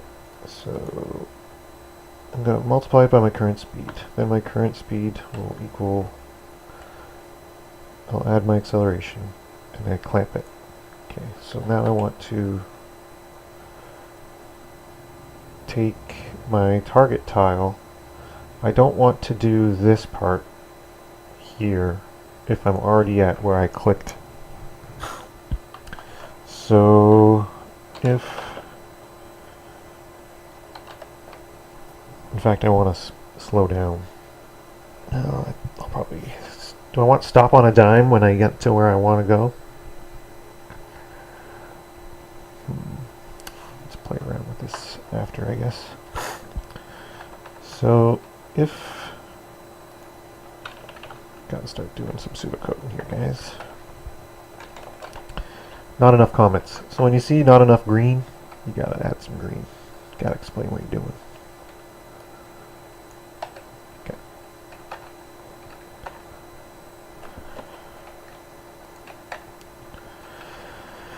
Okay, so if I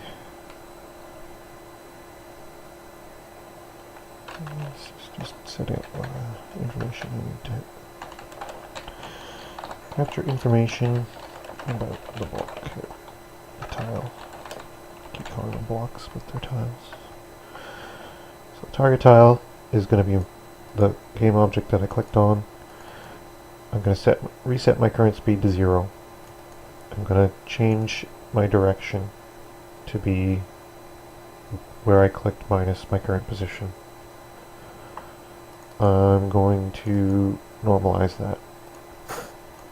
then I times it by my current speed. So because I come out of here the first time, it'll be 0, so I'm not going to move the first frame, but I'm going to add acceleration each frame until I get to my max speed, which I clamp. It's kind of a dirty way to do physics. There's probably better ways to do it. But once I'm there, once I'm at my target tile, I don't want to add my, I want to decelerate all the way to 0. So if the distance between me and target tile is low, is not low, then I'm going to do that. Otherwise, it is low, so slow the F down.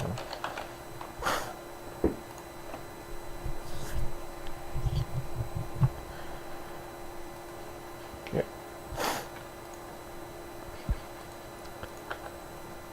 So, if target tile dot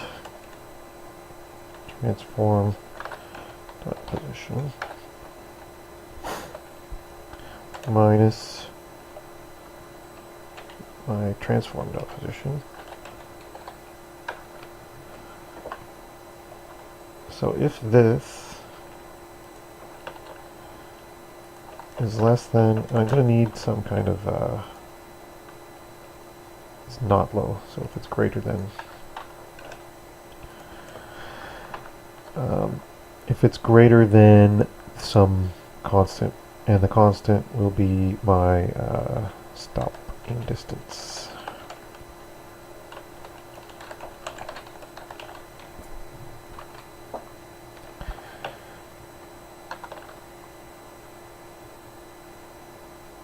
That's going to give me a vector 3.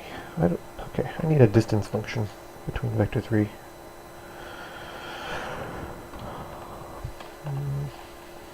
Pretty sure that would be that dot magnitude.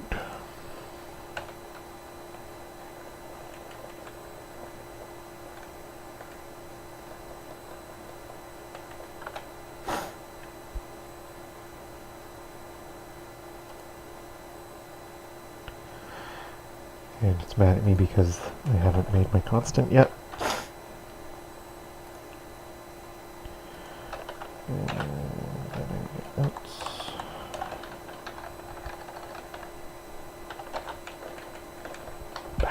Stop making a second bracket. I want to put it where I want.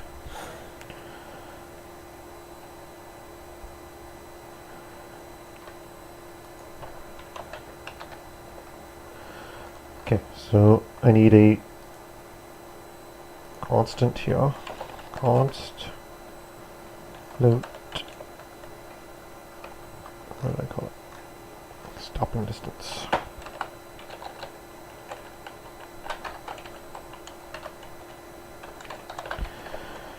Equals, let's call it 0.03 for now.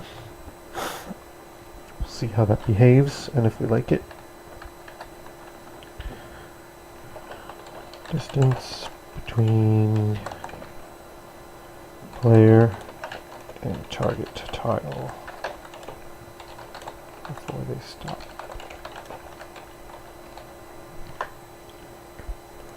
So we have a nice gradient again.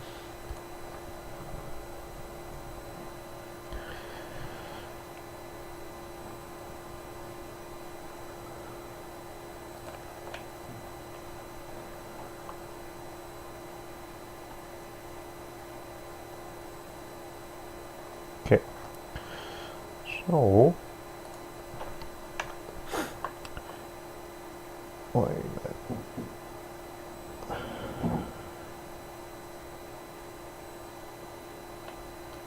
I have an extra bracket. Okay, perfect. So if it's greater than the stopping distance, move normally. So accelerate and clamp your max speed. Otherwise, I'm going to set my current speed. I'm going to decelerate. So I'm going to minus equals acceleration. Okay, and then clamp that between 0 and max speed. So because I do the same thing here, I'm just going to clamp it inside. I don't know how this is quite going to behave. This is just kind of in my head how it's going to look. But now I should have, when I click a tile, it'll figure out what tile that is here. That's my target tile. It'll set my current speed to 0 because I've changed direction, theoretically. My move direction will become the position subtraction, and I normalize that. I might have to flip these if I'm moving the opposite direction of what I clicked. Pretty sure I did it right though. Move direction, I'm going to multiply it by the current speed, which will get accelerated or decelerated based on how close I am to the target. So if I'm close to the target, it gets to be 0. It'll decelerate down to 0. If I'm far from the target, I'll accelerate up to 5. Okay. There's probably better ways to do all this, but this is just how I'm doing it because I'm a noob. To the character controllers. So math.clamp. Am I gonna get my character controller and call move with my move direction, which I set up in here, and I'm gonna times it by delta time so it doesn't go crazy fast. It only moves that speed per frame. Okay. I think we're ready to test, and let's see how ridiculous my behavior is.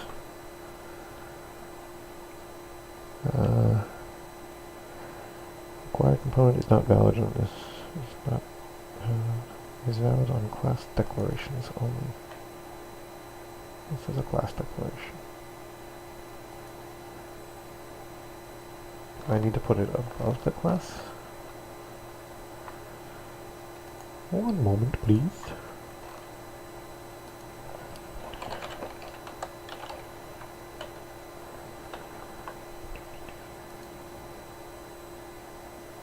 Yeah, I put it outside the class. Okay. Okay, no problem. I got you. I got you, Unity. I give you what you want. I need a rigid body and a character controller on this object. So now I go back to my overload character. So my max speed is 5, current speed is 0, acceleration is 3.333. And I'm going to reset. Is anything saved? I'm worried, guys. Okay. Okay. Null references all over the place. Okay. Okay. It's not so bad. Because it's all the same line. I just have to fix one line of code. Okay. So, 65. Tile hit. Missing component. There is no character controller. That's why I required it. What's wrong with you? No. Okay, I'm just going to add it manually then.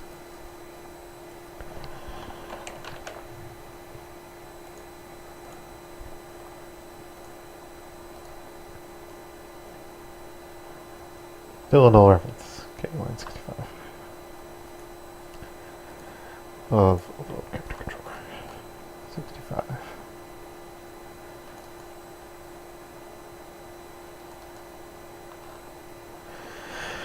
Oh, because I haven't clicked the tile yet, my target tile is empty.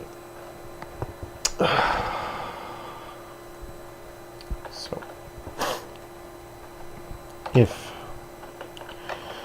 no target tile equals no. Do that at start. And this is a little too big for me.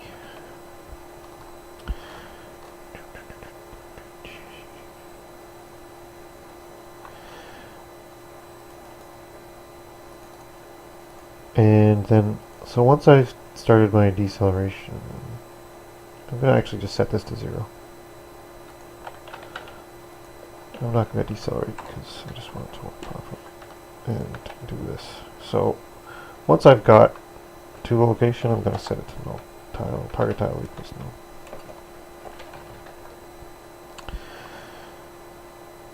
Okay, and then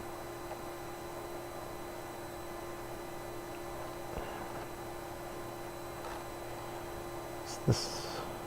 So this has to be if target tile not null. And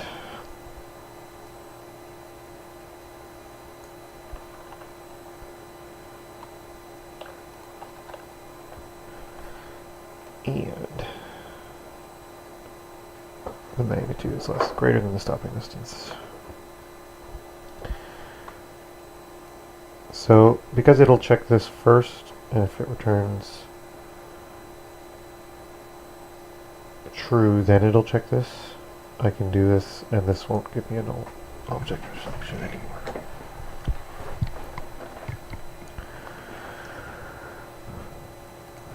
This is dirty. I feel really dirty. My code's not good. Okay, let's see. And there's no character controller attached to overload character, but the script is trying to access it. That is not true. I just put it here.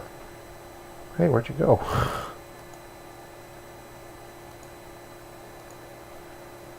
the heck happened? Oh, I was in play mode, I think. Yep. Woo! Okay, that's funky. Anyone? Viewer? Okay, so apparently my... If I click to move, do I move? No. Okay. That's... Okay. That's because I'm looking at... No, what is that? Why is my camera moving? Like crazy. That's fantastic.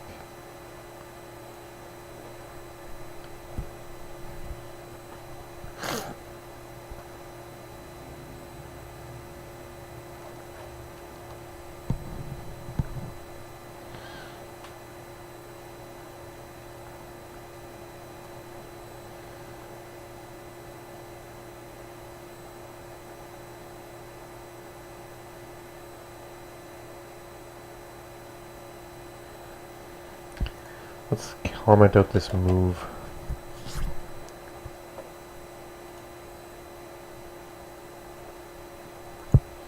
I have a feeling he's the culprit.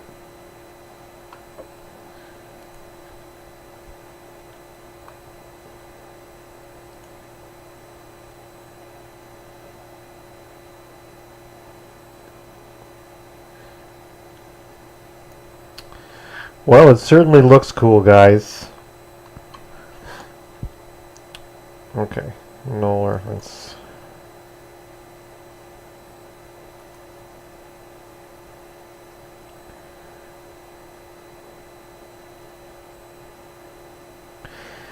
Ooh.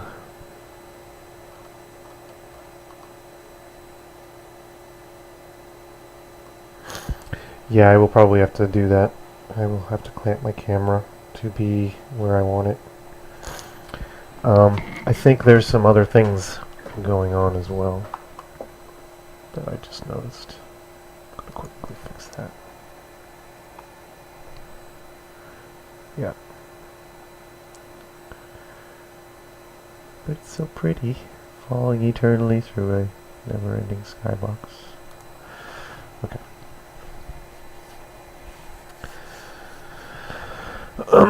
Okay, so first I need to fix my on trigger enter here, which is accessing trying to get the floor script from the player, and I moved it off of the player a long time ago. So it is now on the manager. So I need to get the manager. So it's not other.get component. It would be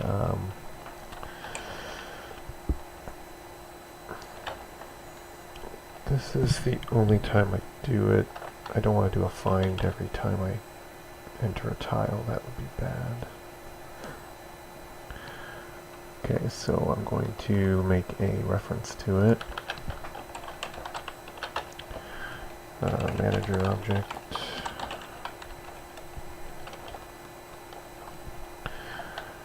Where's my manager at?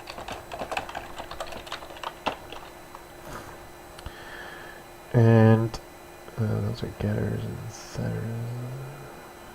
Awake. I don't want to do it in awake because it may not be there yet, so I'm going to use start. Start.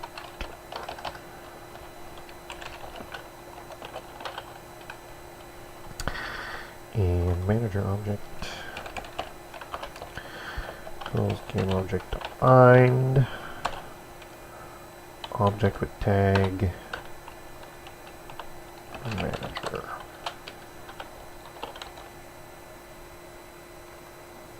So that's the parameter. Okay, so manager object dot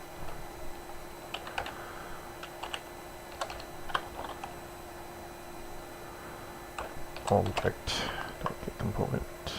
For script checked on and deactivate. That's fine.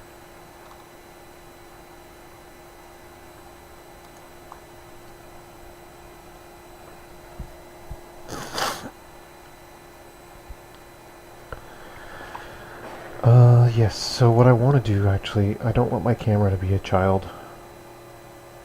I want my camera to be fixed and then move with it. So that's probably why it's jerking all around. Main camera. Okay.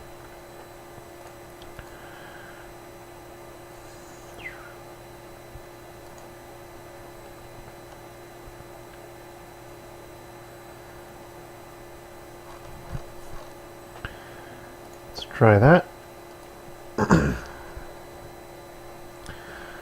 Yeah, so when my ball was rolling, my camera started to roll with me. Oh, look, it's punting them around. Hey, I hit a tile. Woo. It's all their fault, not my fault. But we hit a tile. Isn't that fantastic? Okay, so I don't know why I'm rolling. Maybe because I had zero friction?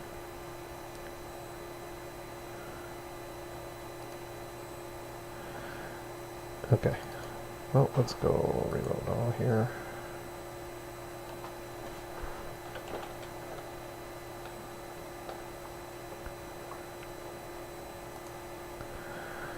Object reference not sent to an instance on trigger enter tile script 77. Okay. So either manager object is null or the floor script on manager object is null. Neither of those are true.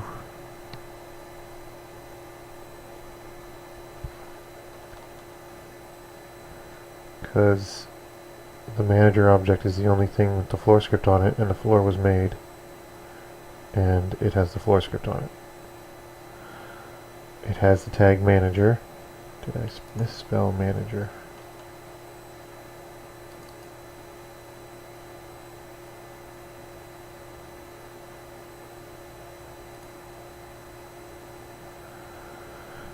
Huh.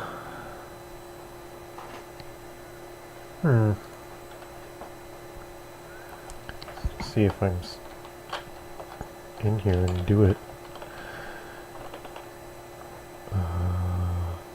Manager finding.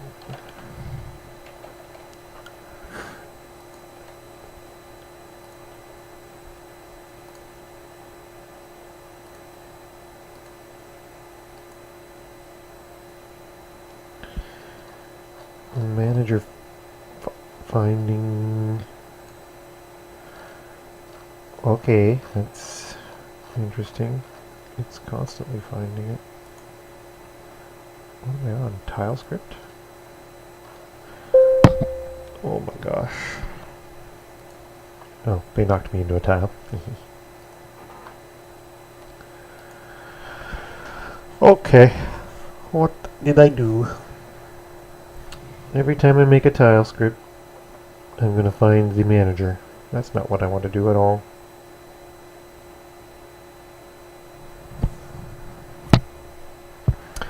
I want to tell my floor script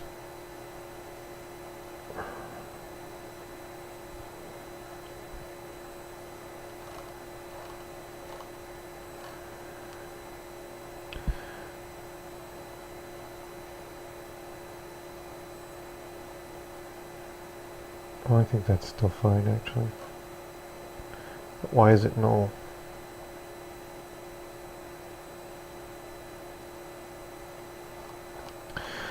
Is there a way to find who called you or who made you?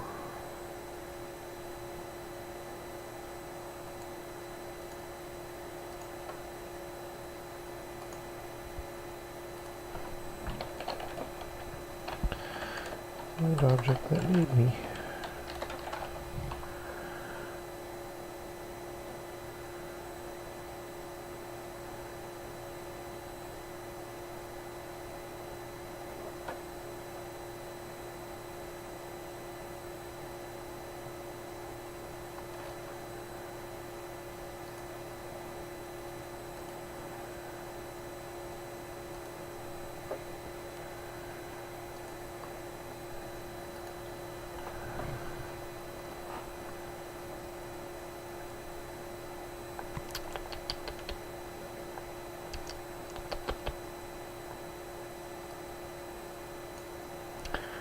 Well, the tile scripts are only made when the manager exists, so maybe I can put this in awake.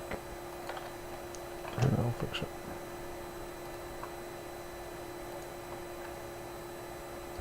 Probably won't.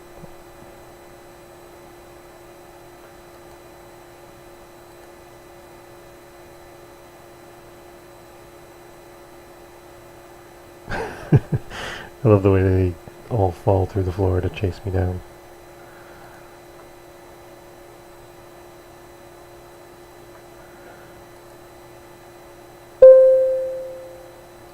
Yeah, we got one right off the bat. Okay, come on. You can do it. Oh, punted.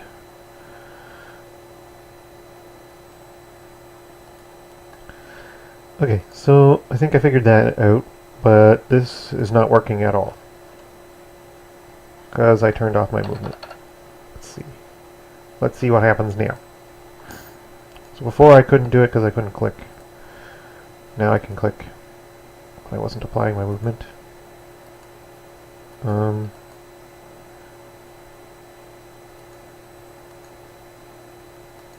Okay, that's interesting because now there's no collision happening.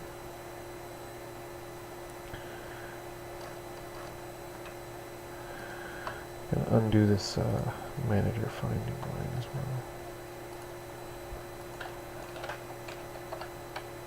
That's not needed.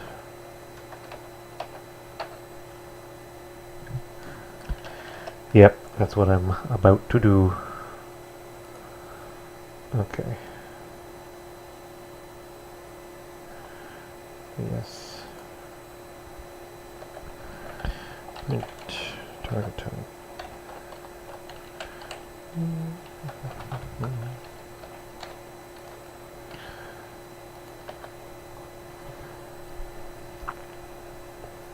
Debug lines into the raycast section is what I'm doing right now. Okay, so the tile hit is going off, so I know what's getting in here. It won't work when I'm grounded, so it wasn't working when the guys are tossing them through the air. That's fine. It's mainly that I'm clicking before they get there and it's not doing anything. So what I'm going to do is, once I get to here, I'm going to see, I'm going to say print accelerating.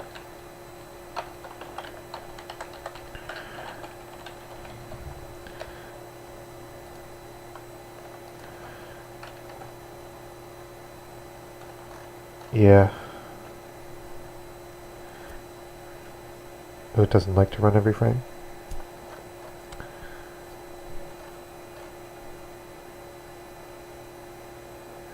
Right.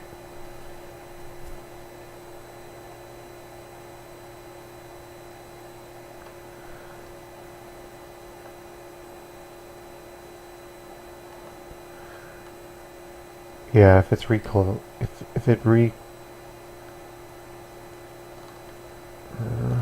recalculates each frame. Man, I am not great at these character controller things. Okay, so print accelerating, print decelerating. I'm not necessarily doing this the best way.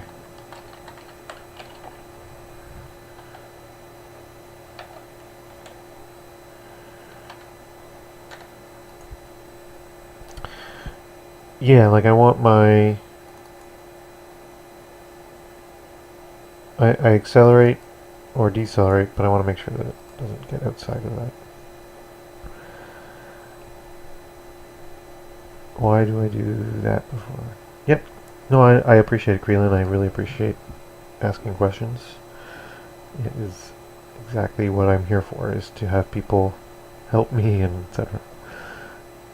Okay, so I changed the move direction by the current speed. Yeah, so basically what happens was when I'm coming through here and I click on a tile, I want to set my speed to 0, so I have a kind of like, I stop for a frame and then I start accelerating for the next couple frames, or the next couple updates. So my move direction will be multiplied by the speed. So I set that speed to 0. Okay, cool. Then I have a stopping distance which is at 0.03 or something pretty low. So as long as I have a target tile, I get the vector between them and its magnitude, and I see if it's greater than the stopping distance. So if the distance between me and there is greater than my stopping distance, I want to accelerate. And I'll add to my speed. So the first time I come through, it'll be 0. Then if I'm far enough away, it'll add to it, and this won't get triggered because I haven't clicked the tile. You need to call movement to stop. Well, I wanted it to kind of decelerate, so I have like a little buffer. Acceleration value is 3.33.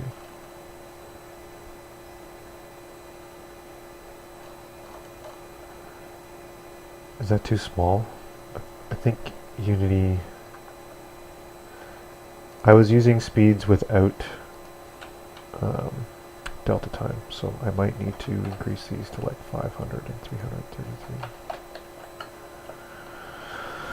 Yeah, 3,333. Yeah.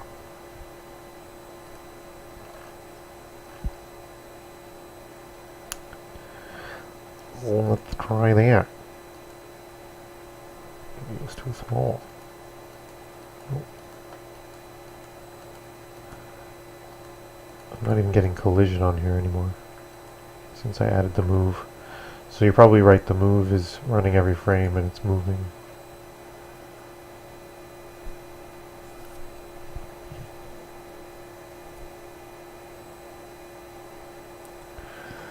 Okay, so I didn't see any acceleration and deceleration. Oh no, I did. It's constant deceleration. that should be normal because I have a null object.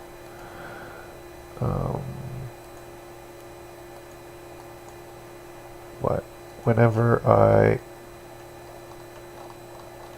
tile hit, I should at least have acceleration for the next frame. Where'd you go? Tile hit. Come on. There you are. Yeah, it's decelerating immediately. So this is always else.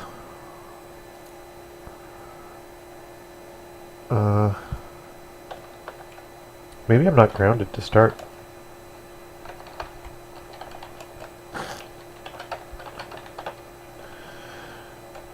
Targeting tile.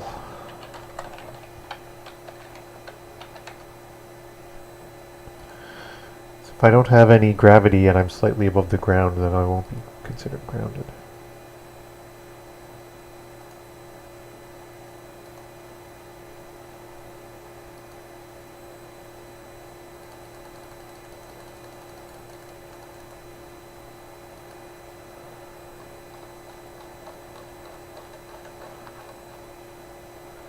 Yeah, I'm not even getting in here, so I'm not grounded. I am not grounded. Yay! Okay, so I can do it. Just give me a moment, I will figure out why I'm not grounded. Probably because I'm not touching the ground to begin with. I would like it to have gravity eventually. Because at right now it's a flat 2D stage, but I eventually want to slightly angle the camera and have jumps so that it becomes more of a 3D stage like Q-bert.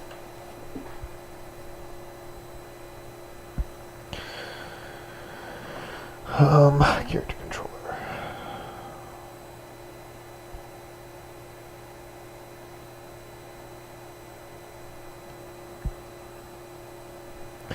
Yeah, I do want gravity.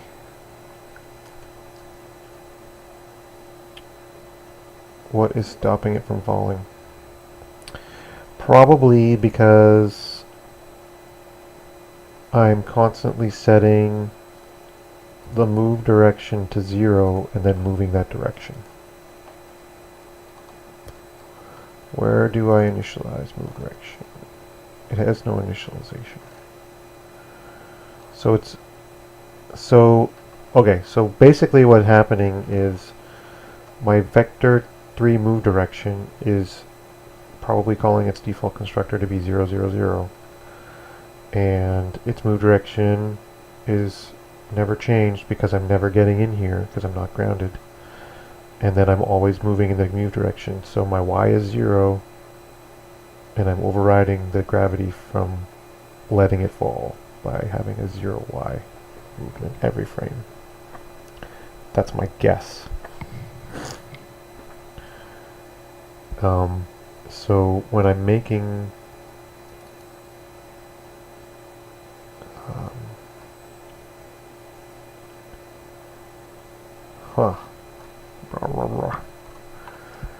So when I make move direction, I want to set y to be the current y no matter what. It is y, right? I sometimes get mixed up because I use Unreal.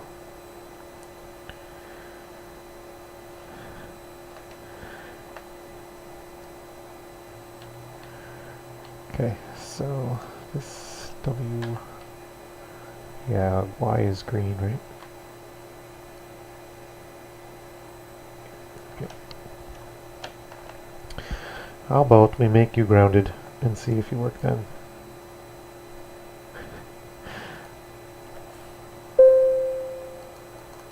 Nope.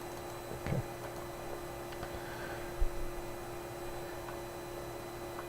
Yeah, I do have to initialize it to vector 3, 0.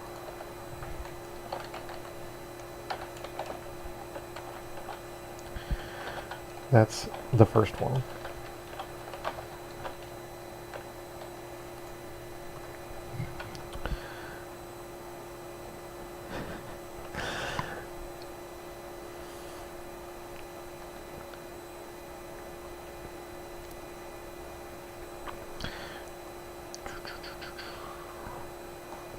So it's going to start out at 0, 0, 0. I'm still not getting in here, so this isn't firing.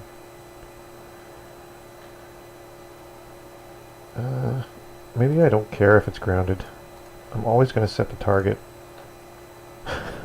Let's try this. Let's try this. Just to see if the movement part is working. I don't care if you're grounded or not.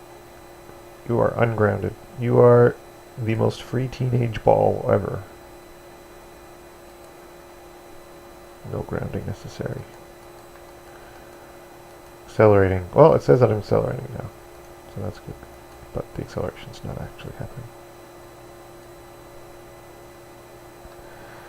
Accelerating. Okay, time to start tracing my speed. Yeah, I know it would give me air movement. I just want to see if my this movement call is actually doing anything, but it seems to not be.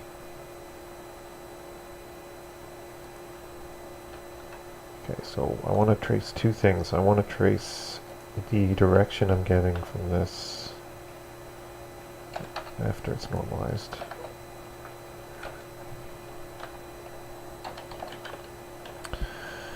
The direction. And I want to trace my current speed after I've clamped it.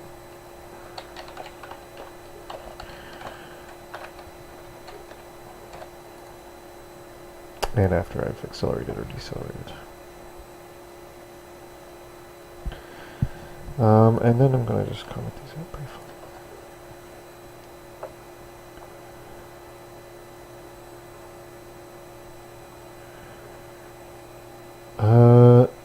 I don't know. I did not follow that. We'll follow that this time.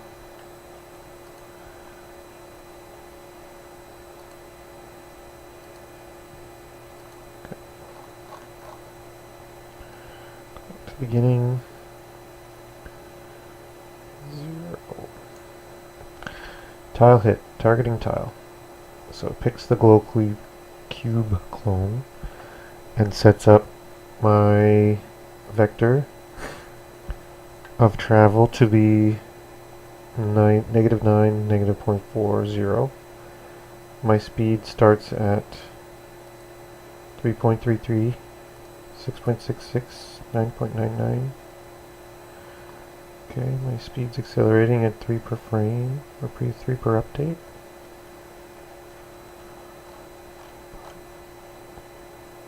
Okay, tile hit, targeting tile. Okay, so the move isn't move me. Chat blocks that portion of the screen. Oh, okay, 1 second. I'll move the chat into the middle.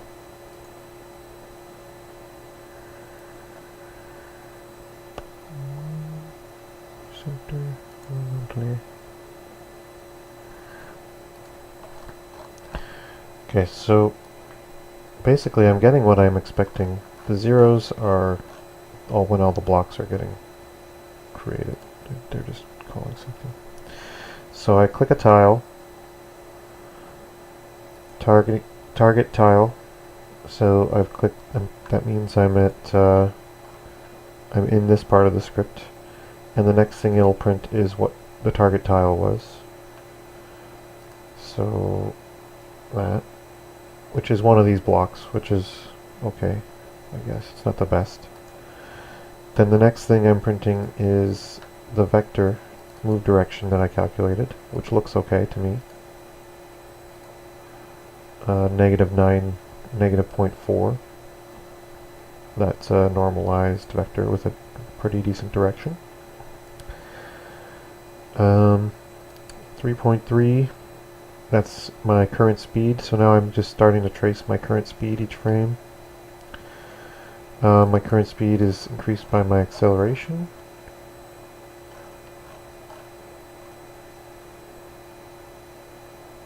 Maybe, just a second. I think I might have figured something out. Yeah, see, my acceleration is really low here. It didn't update. Gotta reset that. I have to do it outside. Reset.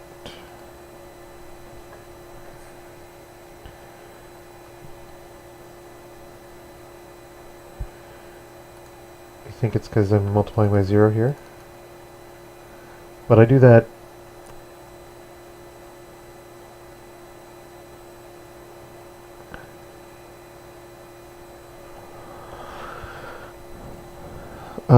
I'm multiplying the move direction by the current speed. So the first frame I want it to be multiplying by 0. The next frame, the current speed is going to increase, so I'm going to multiply the move direction. Oh!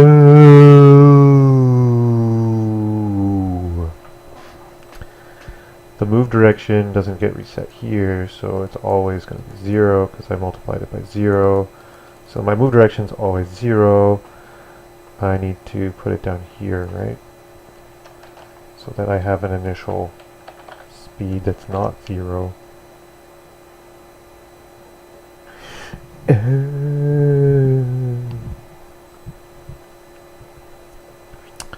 Yep, I think that'll do it. Let's try this out. Oh, he's so fast he disappeared. Okay. So let's go back to my initial values of 5 and 3.3 and play. Okay, so he moved there and then he disappeared. So he moved there really fast, and we can see where he went because all the blocks are chasing him. Okay, so the problem now is okay. Let's look at this. I'm not. It doesn't appear to be clamping my speed at all to my max speed.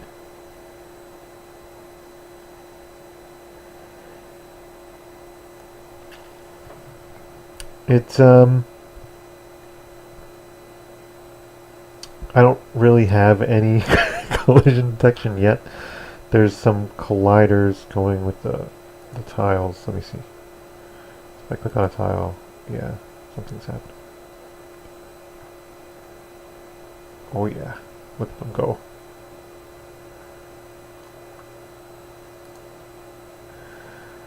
Okay, I think what I want to do is when I get to my tile,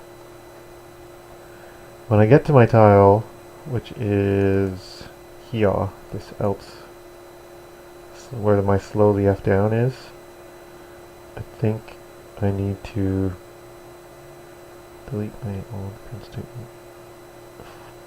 Speed. Move it after the clamp. I'm printing current speed here after the clamp, and it's not clamping. Well, it's okay, so it's accelerating and then it's multiplying by, I have to clamp my move direction's magnitude as well. That's what I'm not doing. Yeah, it's always adding the acceleration. Always. Every frame. So that's why it speeds up and then it keeps speeding up. And it's gone. Hello, the only Garbo. Welcome. Welcome. You might enjoy what we are running into currently, our bug. It's pretty fun. I'll show it to you. So we've got click to move on this game where you can click to a tile, but if you click to the tile, you keep accelerating so much that it's gone. So, okay, so it is multiplied by time.delta time when I actually call the move. What I need to do is clamp that move direction's magnitude to be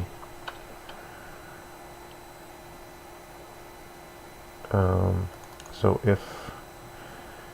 if the magnitude of this I'm using C#. So if the magnitude of my move direction is greater than my max speed, which should be a constant.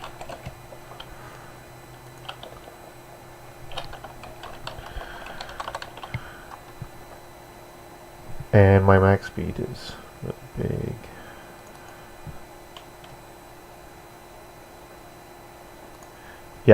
Yeah, that's what I'm about to do, is clamp move direction. I'm just clamping my current speed. Yep.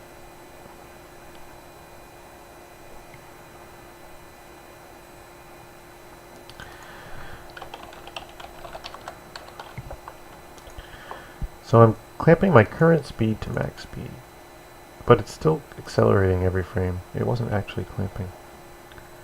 I want to see that one more time. Didn't appear to be clamping.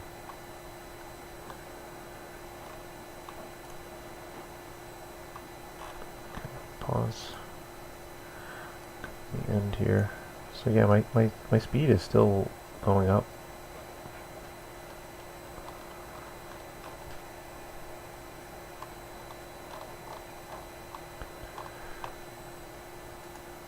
And it shouldn't be greater than 500 at the worst.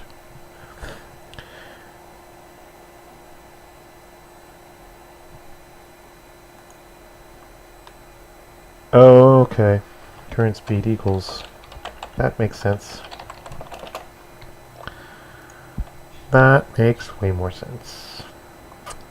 That might fix this as well. Might.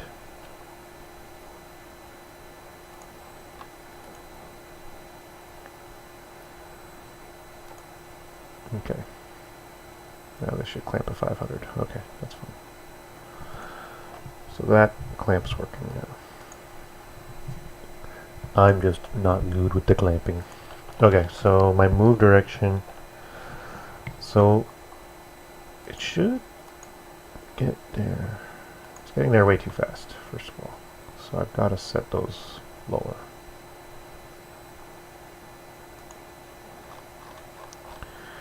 Okay, so right now it's 500. Let's make that 5. And I'm going to lower my acceleration so I can see a bit more of a smooth acceleration. And back here, reset the script.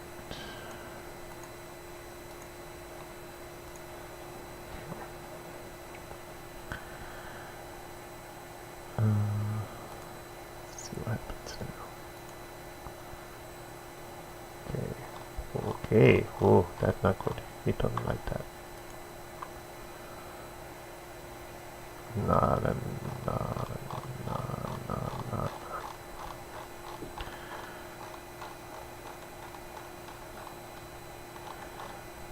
Okay, not like that. Okay, so yes, I do need to clamp the move direction.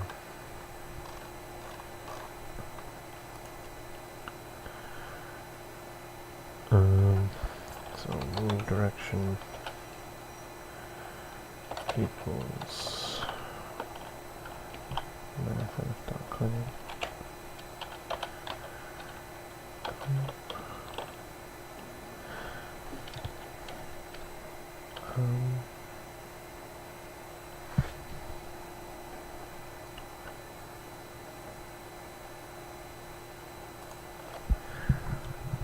Well, I need to clamp the magnitude.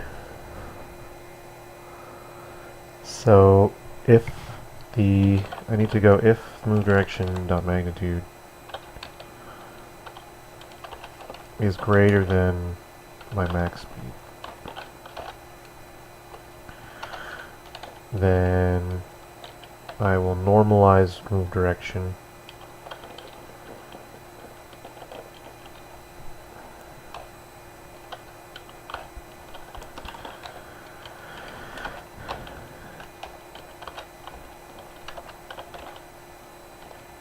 and multiply it by my max speed.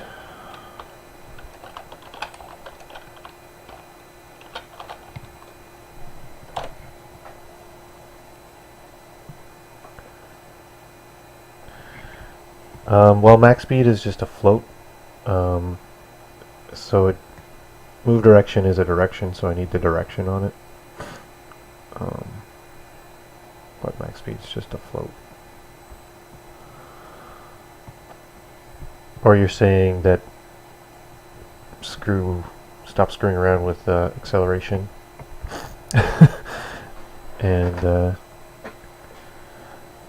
just always set my current speed to max speed. Okay, so that's fine.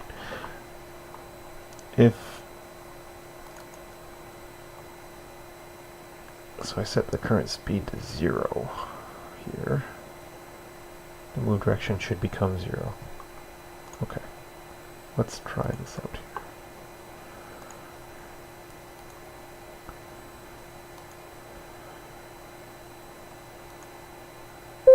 Bam! Okay, but I kept moving. Okay, so I don't stop. Okay, okay. Interesting. Okay, so we solved some issues. I can click to move around. Cool. Get away from these enemies. Get away. But once I've reached my destination, I keep rolling. Like I click here, it's going to roll past here, which is not what I wanted.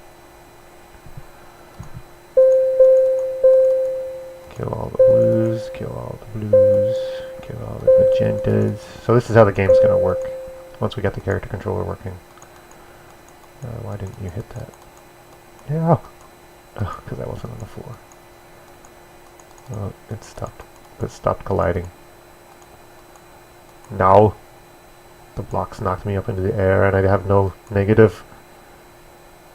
There. No. This is funny. Okay, well it works until you hit a block. Anyway. Okay. So the problem is when I'm getting to my destination I don't stop. So this part isn't working. I do not want the object knocked up. No. Well, what I want to happen is if you hit the enemy, it's just like Pacman. You're going to die and restart. So that's eventually going to just not happen. Like you won't be knocked up. You'll be respawned in the center. And then the other thing that's going to happen is these enemies aren't going to move straight towards you. They're going to take different patterns. So because I hit him, he knocked me up. They might knock me up, right? So I can just keep clicking. So that when I hit all the red tiles, all the red spawned enemies die. So now those two more will die now. So, but each of these guys are going to act in a different way. So like the magenta ones might chase you more directly. I don't know. Okay, so now I'm too high. Somehow I got some vertical. Okay, what's going on here? If I click near the center, I'm going down, but if I click near the outside, I'm going up now. I think I have to always set my Y velocity to 0. Yep, there, you already said it. Yep. Yeah, it's probably how the camera and mouse are interacting. So, right before I feed it into here, I've got to set move direction .y. 0. So, no vertical movement. So, this is just a workaround for now. I do want to eventually have a jumping function in here.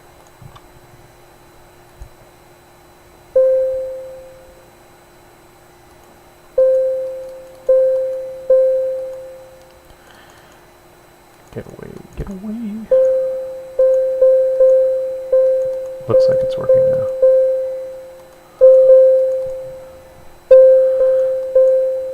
I also want like different sound effects for each of the tile types, but you're kind of getting the idea of the game now, I hope. And then once you've cleared off all the colors, you'll be done. So I have to figure out how to stop my ball. Stop my guy from running all the way past where I've clicked. And that will be set my move direction to 0 when I'm near where I clicked. I think that's what I'm doing, but I don't know. Let's look at the code. Okay, so target tile is where I'm going. It's the game object. That's probably what it is. The distance is never close enough to decelerate. Gotcha. Okay. So what I want is to stop moving once I've arrived at that tile. So when I've arrived at that tile,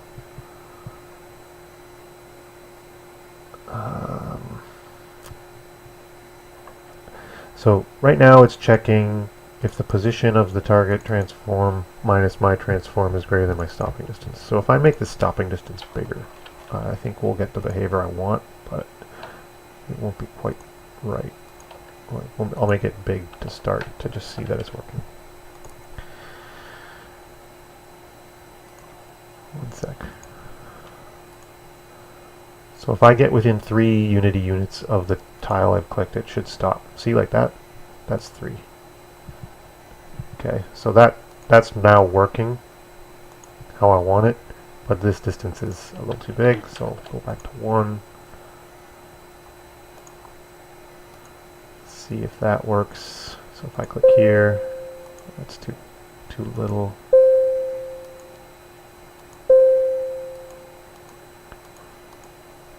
No, stop being mean to me. Let's get over here.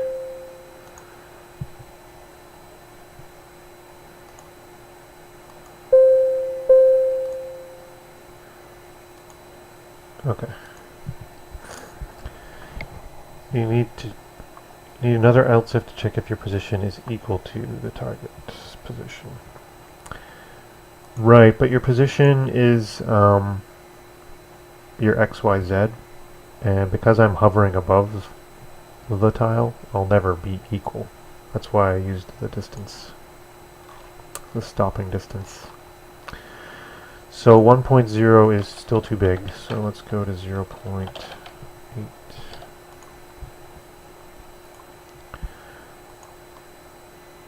I think that will be still too big, but no, it doesn't work at all.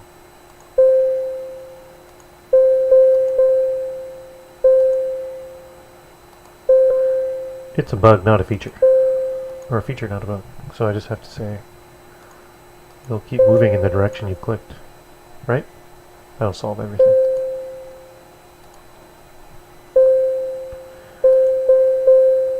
Okay, I'll stop the beeping. I'm sorry. Okay, so you're saying I should take another else if here?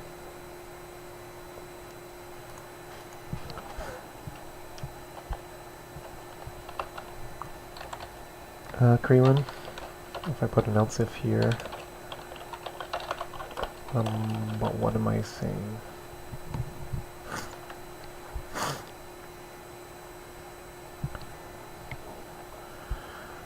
If target tile's not null and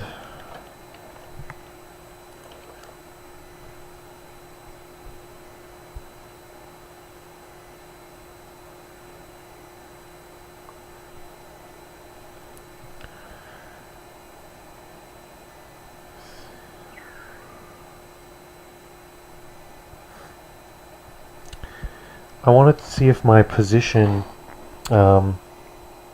along XZ is the same. I don't care about the Y. I want to see if my X and my Z are really, really close.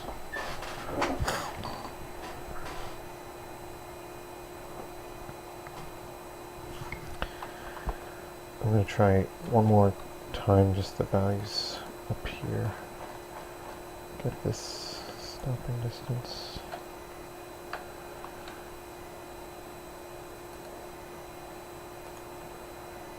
Zero 0.8.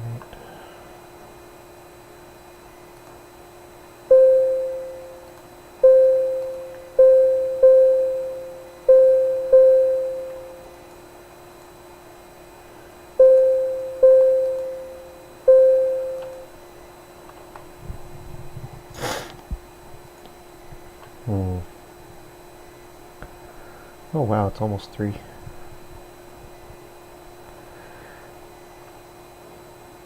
You don't think this distance is ever greater than 1? Or lower than 1? So if I put 0.9, I should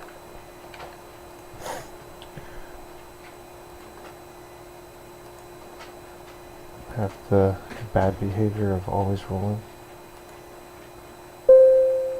Yeah, I think you're right, because 1 was working, right? Okay, so what I want to do is, right before I check this magnitude, see what that is.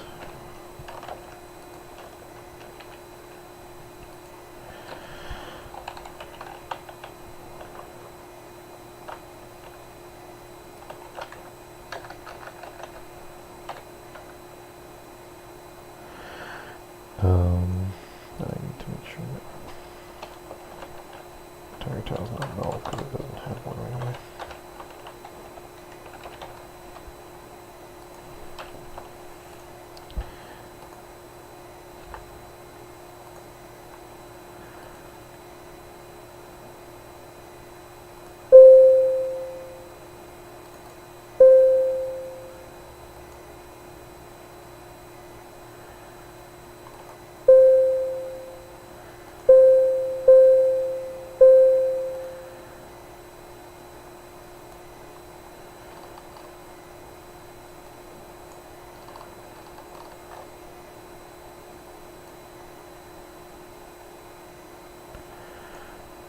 Guess I need to say what's the magnitude and what's the other things I'm tracing.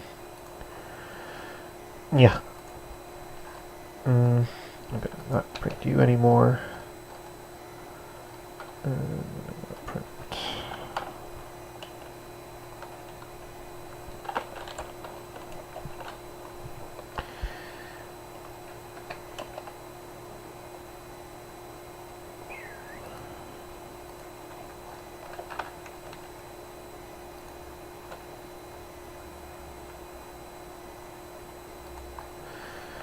I do want to know when that happens, so I know when this is going to change.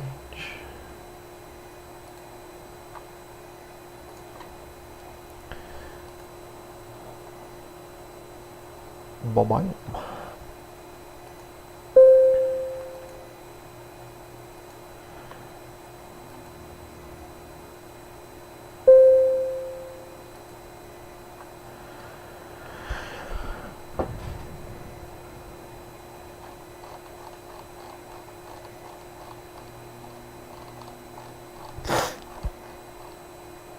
Okay.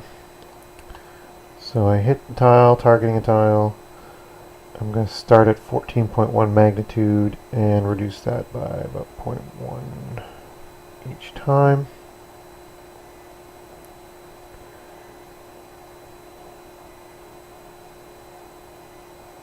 And then it eventually gets to 0.88.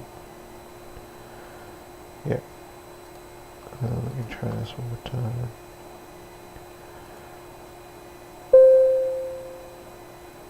Weird. Okay, stop. So it started at 5 magnitude, got as low as 1.6, and then moved on. And it grew until it got bumped. That's odd. Okay, so I think I know what's kind of happening. So the way I'm calculating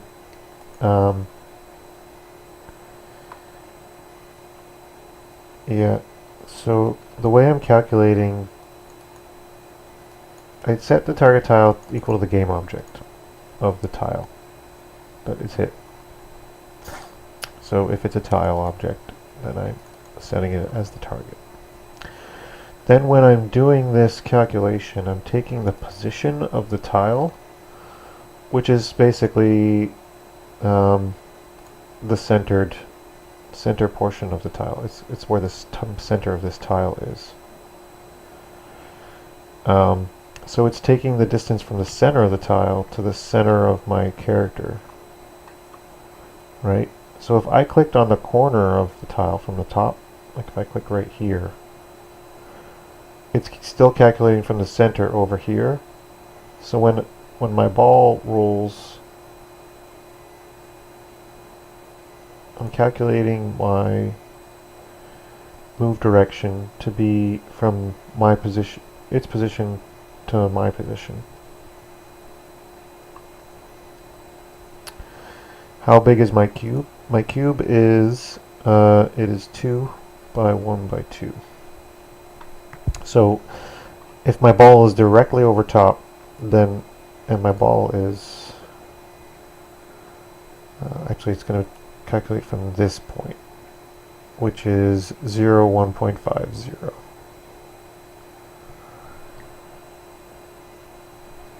Yeah, I think what I have to do is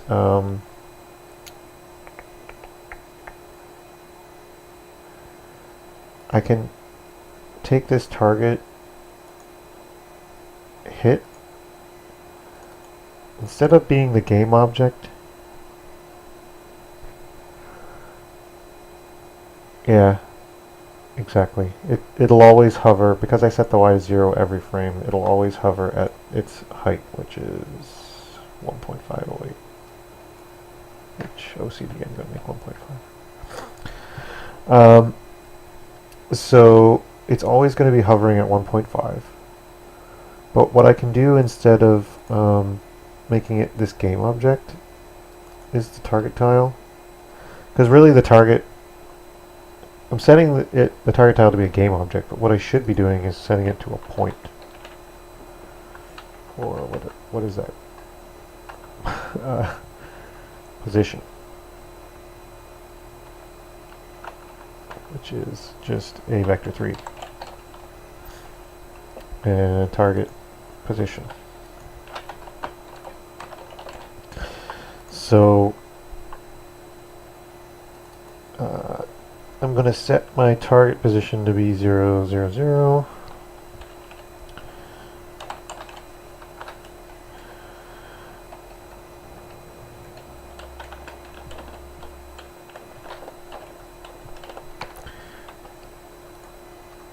I'm going to have to wrap up in the next 20 minutes or so because I have to leave for work at 4. So just a warning.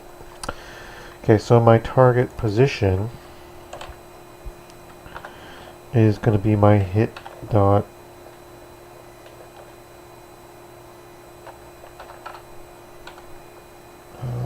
is there point?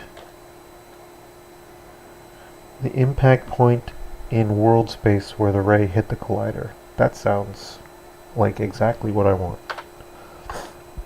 Okay. So while target position not null. So I want to calculate from that point that I hit to my ball. Target position is a vector 3 minus my ball's position. Okay, so I'm going to take this, put it in here. I was just hoping to make it kind of gritty, but that's fine. So if target position isn't null, so if I, okay, null is not equal to vector 3.0. That's what I need to do. Because it should never be 0 unless I somehow click to the very center of the screen. But I can't because it'll be the hit point, which will be at 0.5 above the ground, so that's fine. Because my center tile is at 0, 0, 0 in the center of it, and it's 1 high, so it'll be 0.5 y minimum. Okay, so as long as it's not 0, and the distance between them is greater than the stopping distance. And then here I just set my target position equal to vector 3.0. So that's my if condition. So once I've reached my spot, that's when my condition's over. Okay, I'm gonna kill that. Now I might still need it.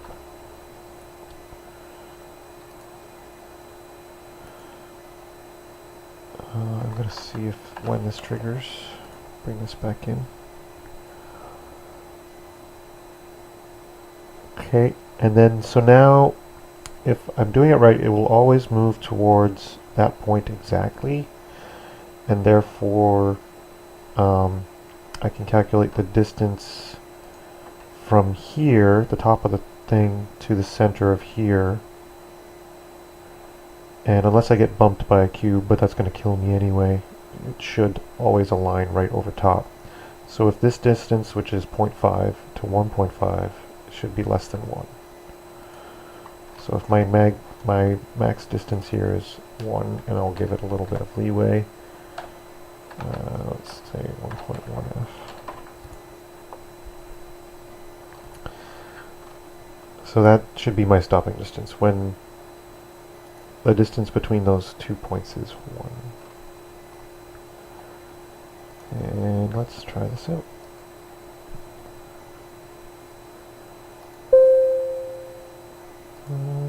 Still stopping early, but it's not overshooting.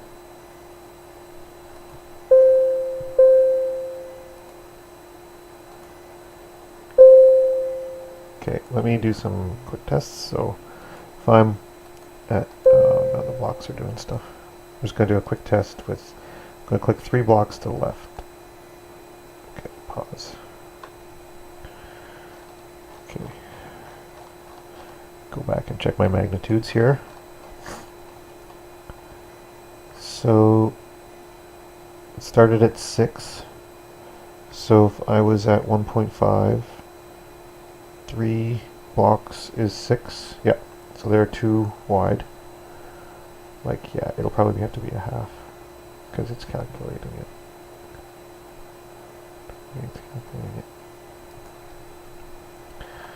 So yeah, try this out, and it's 0.53. Basically half of what I was trying before. And let's see what happens.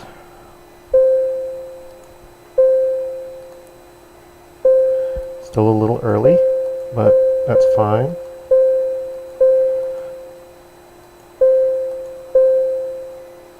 Okay, that was weird. So when I clicked here, it kept rolling. Yeah.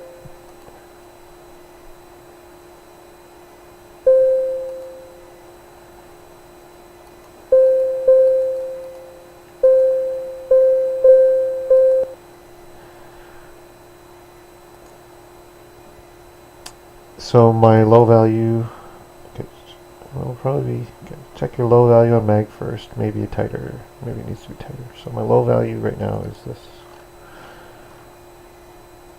If it's greater than stopping distance, then accelerate. Otherwise, if it's less than that, or equal to, it'll decelerate and set it to 0.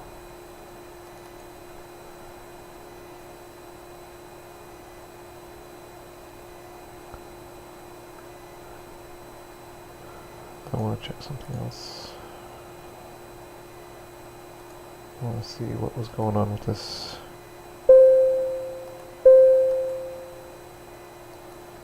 Corner clicking here. That's fine, I clicked too far. Okay.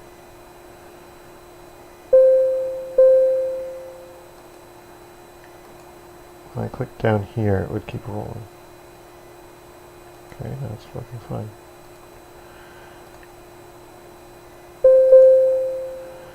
I think it's only screwing up when I get bumped, which is going to kill me anyway, so... Oh, no, it screwed up there. I think. Ooh, that was weird, yeah.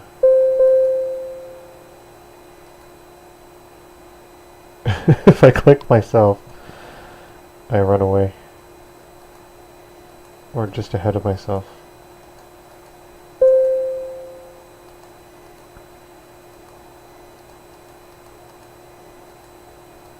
Okay, I'm gonna kill all these guys so they stop bumping me.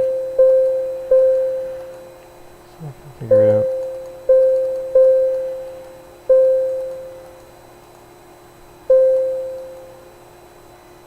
Okay, so click down there, it should be 10. Gets down to half there. Okay, so I got bumped on that one. That worked.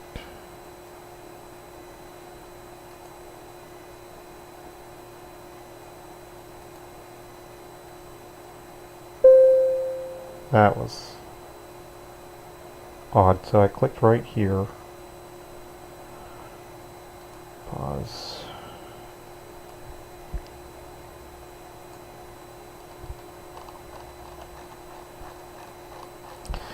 It's like it's not calculating the vectors properly.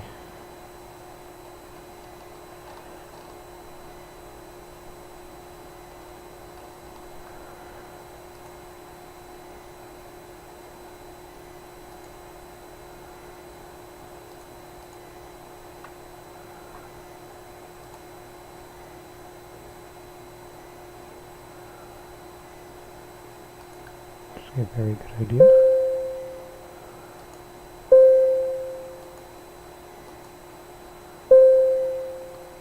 Still overshooting sometimes, but I did get bumped, so...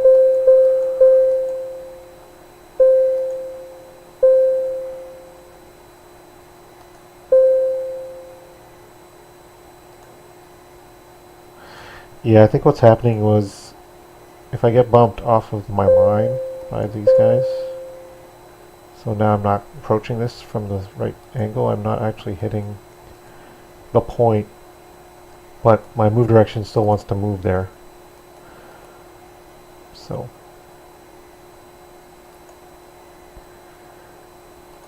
and then I think it's when I'm clicking the walls.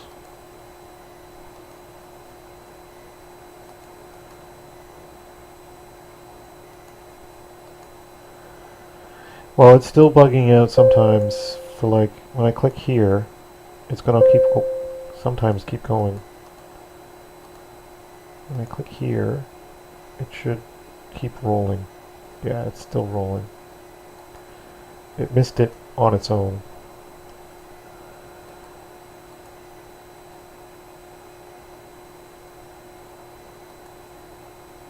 And it seems to always be in this area, this here.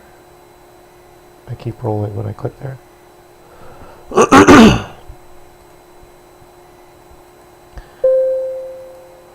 that one fucked up too.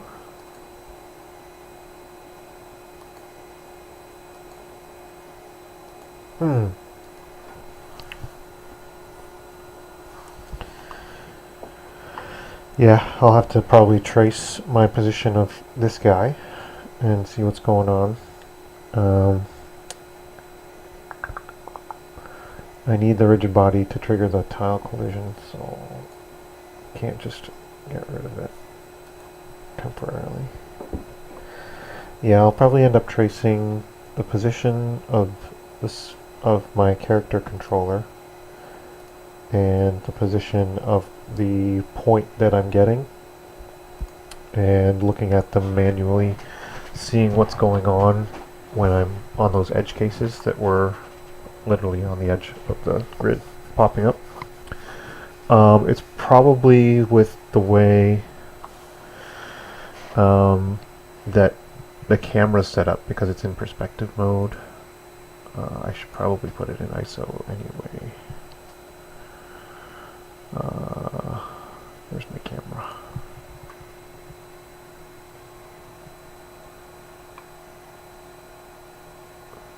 Background, calling math.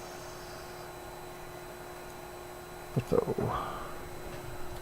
that might fix this. No, it might break it completely. Okay, so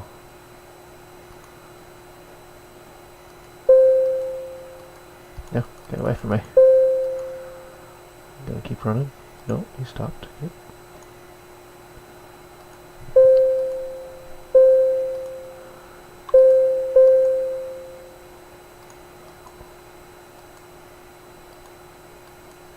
That's a wall.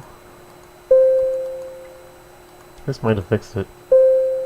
Yeah, I think I just have to I just have to play in. It was because of the way it was raycasting camera to this plane. It was giving me different points than what I expected. So I just have to take this camera now and zoom out a little bit more so I can see my whole grid. So 25. Let's play. Game view. Why didn't you zoom out? You son of a bitch. Oh, probably because ortho. You need to set the distance in the camera options. Size. Let's go there. And again, game view, please. Thank you. Okay. Oh boy.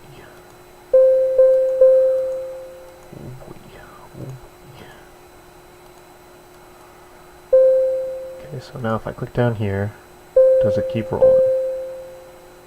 It did. Ah.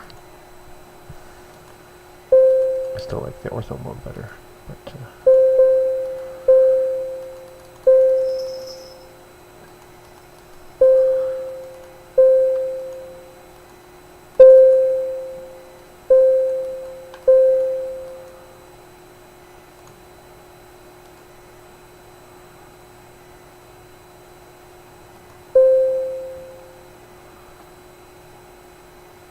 kept rolling.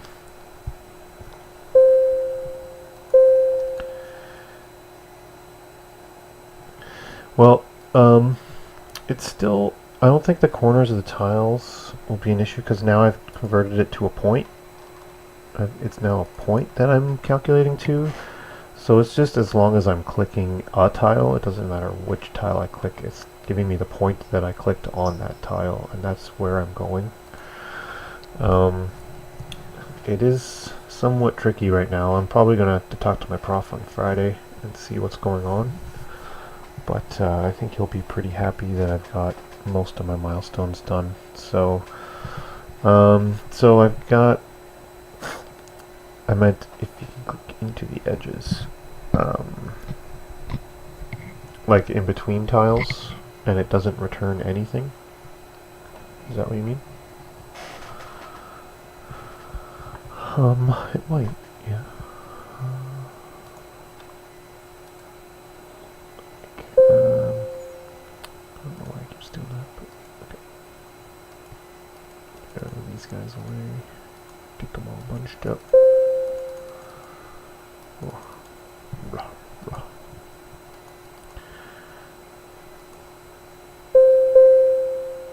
Yeah, see, it's not even calculating this point right. It's going way off. I'm clicking here, but look, it's not even going where my click point is. Am I still calculating the direction wrong? Yep, I am. Okay, that's what's happening.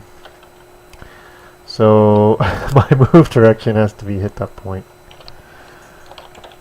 Minus my position. Yep. The line I was making was based on what my old target was, but now I'm just going to do target position. So when I change it, target position minus my position, normalize it. That should fix everything.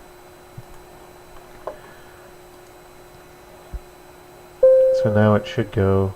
Stop doing that. Shut that. Exactly where I click. Oh, no, it's still overrolling. I didn't even get bumped that time. That's odd. What?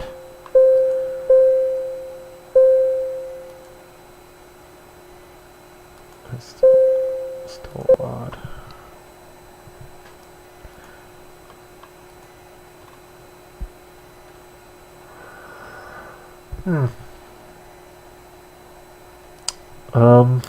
Well, there shouldn't be, because they are too wide here. They're exactly too wide and tall when we look from above. And always click on the black sections, then test with white lines. So we'll just always click black. No black. Overroll. Oh, that was a bump. I have a feeling it's a lot of it's the bumping.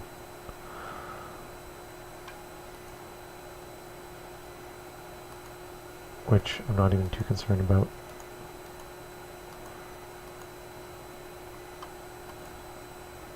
Now it's all screwed up.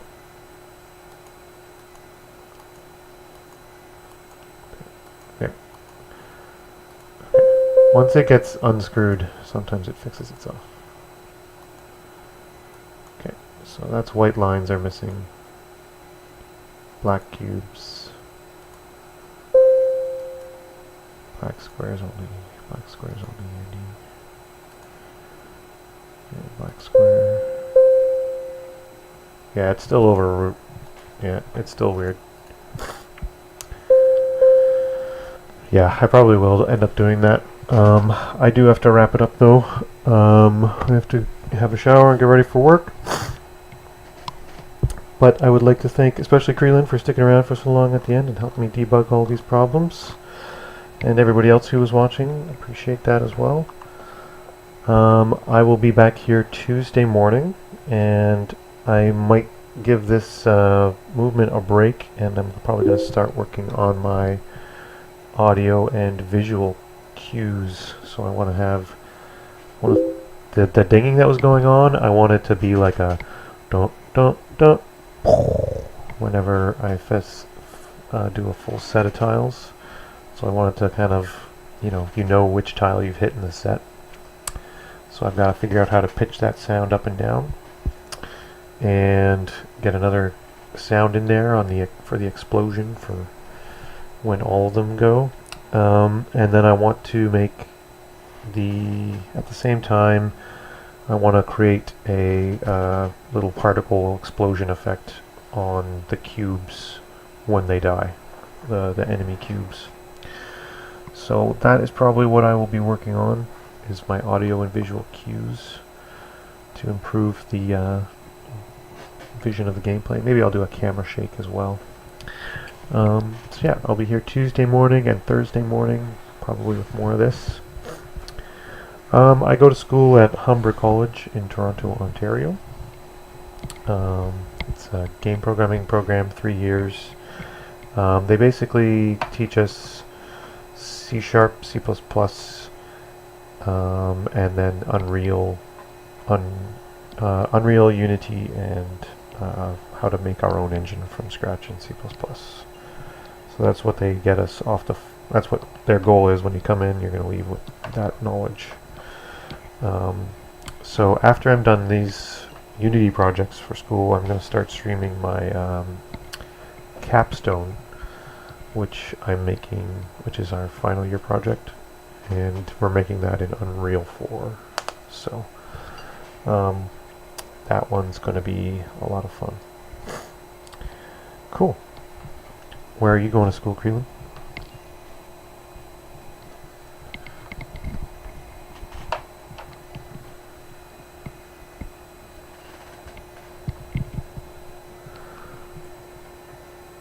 Well, thank you.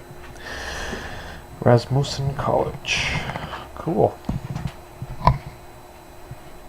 Yeah, I don't quite have the motivation to do a lot of undirected self-learning, so it's I couldn't do the online college. But if I have to be at a specific place at a specific time doing something for someone, then I'm much better at doing what I'm supposed to do. So that's why I had to go to one physically. Anyway, I'll catch you guys later. So yeah, you can follow me on Twitter, and then I'll announce about 10 minutes before I go on stream when I'm going. And if not, I'll see you around. And happy game deving, everybody.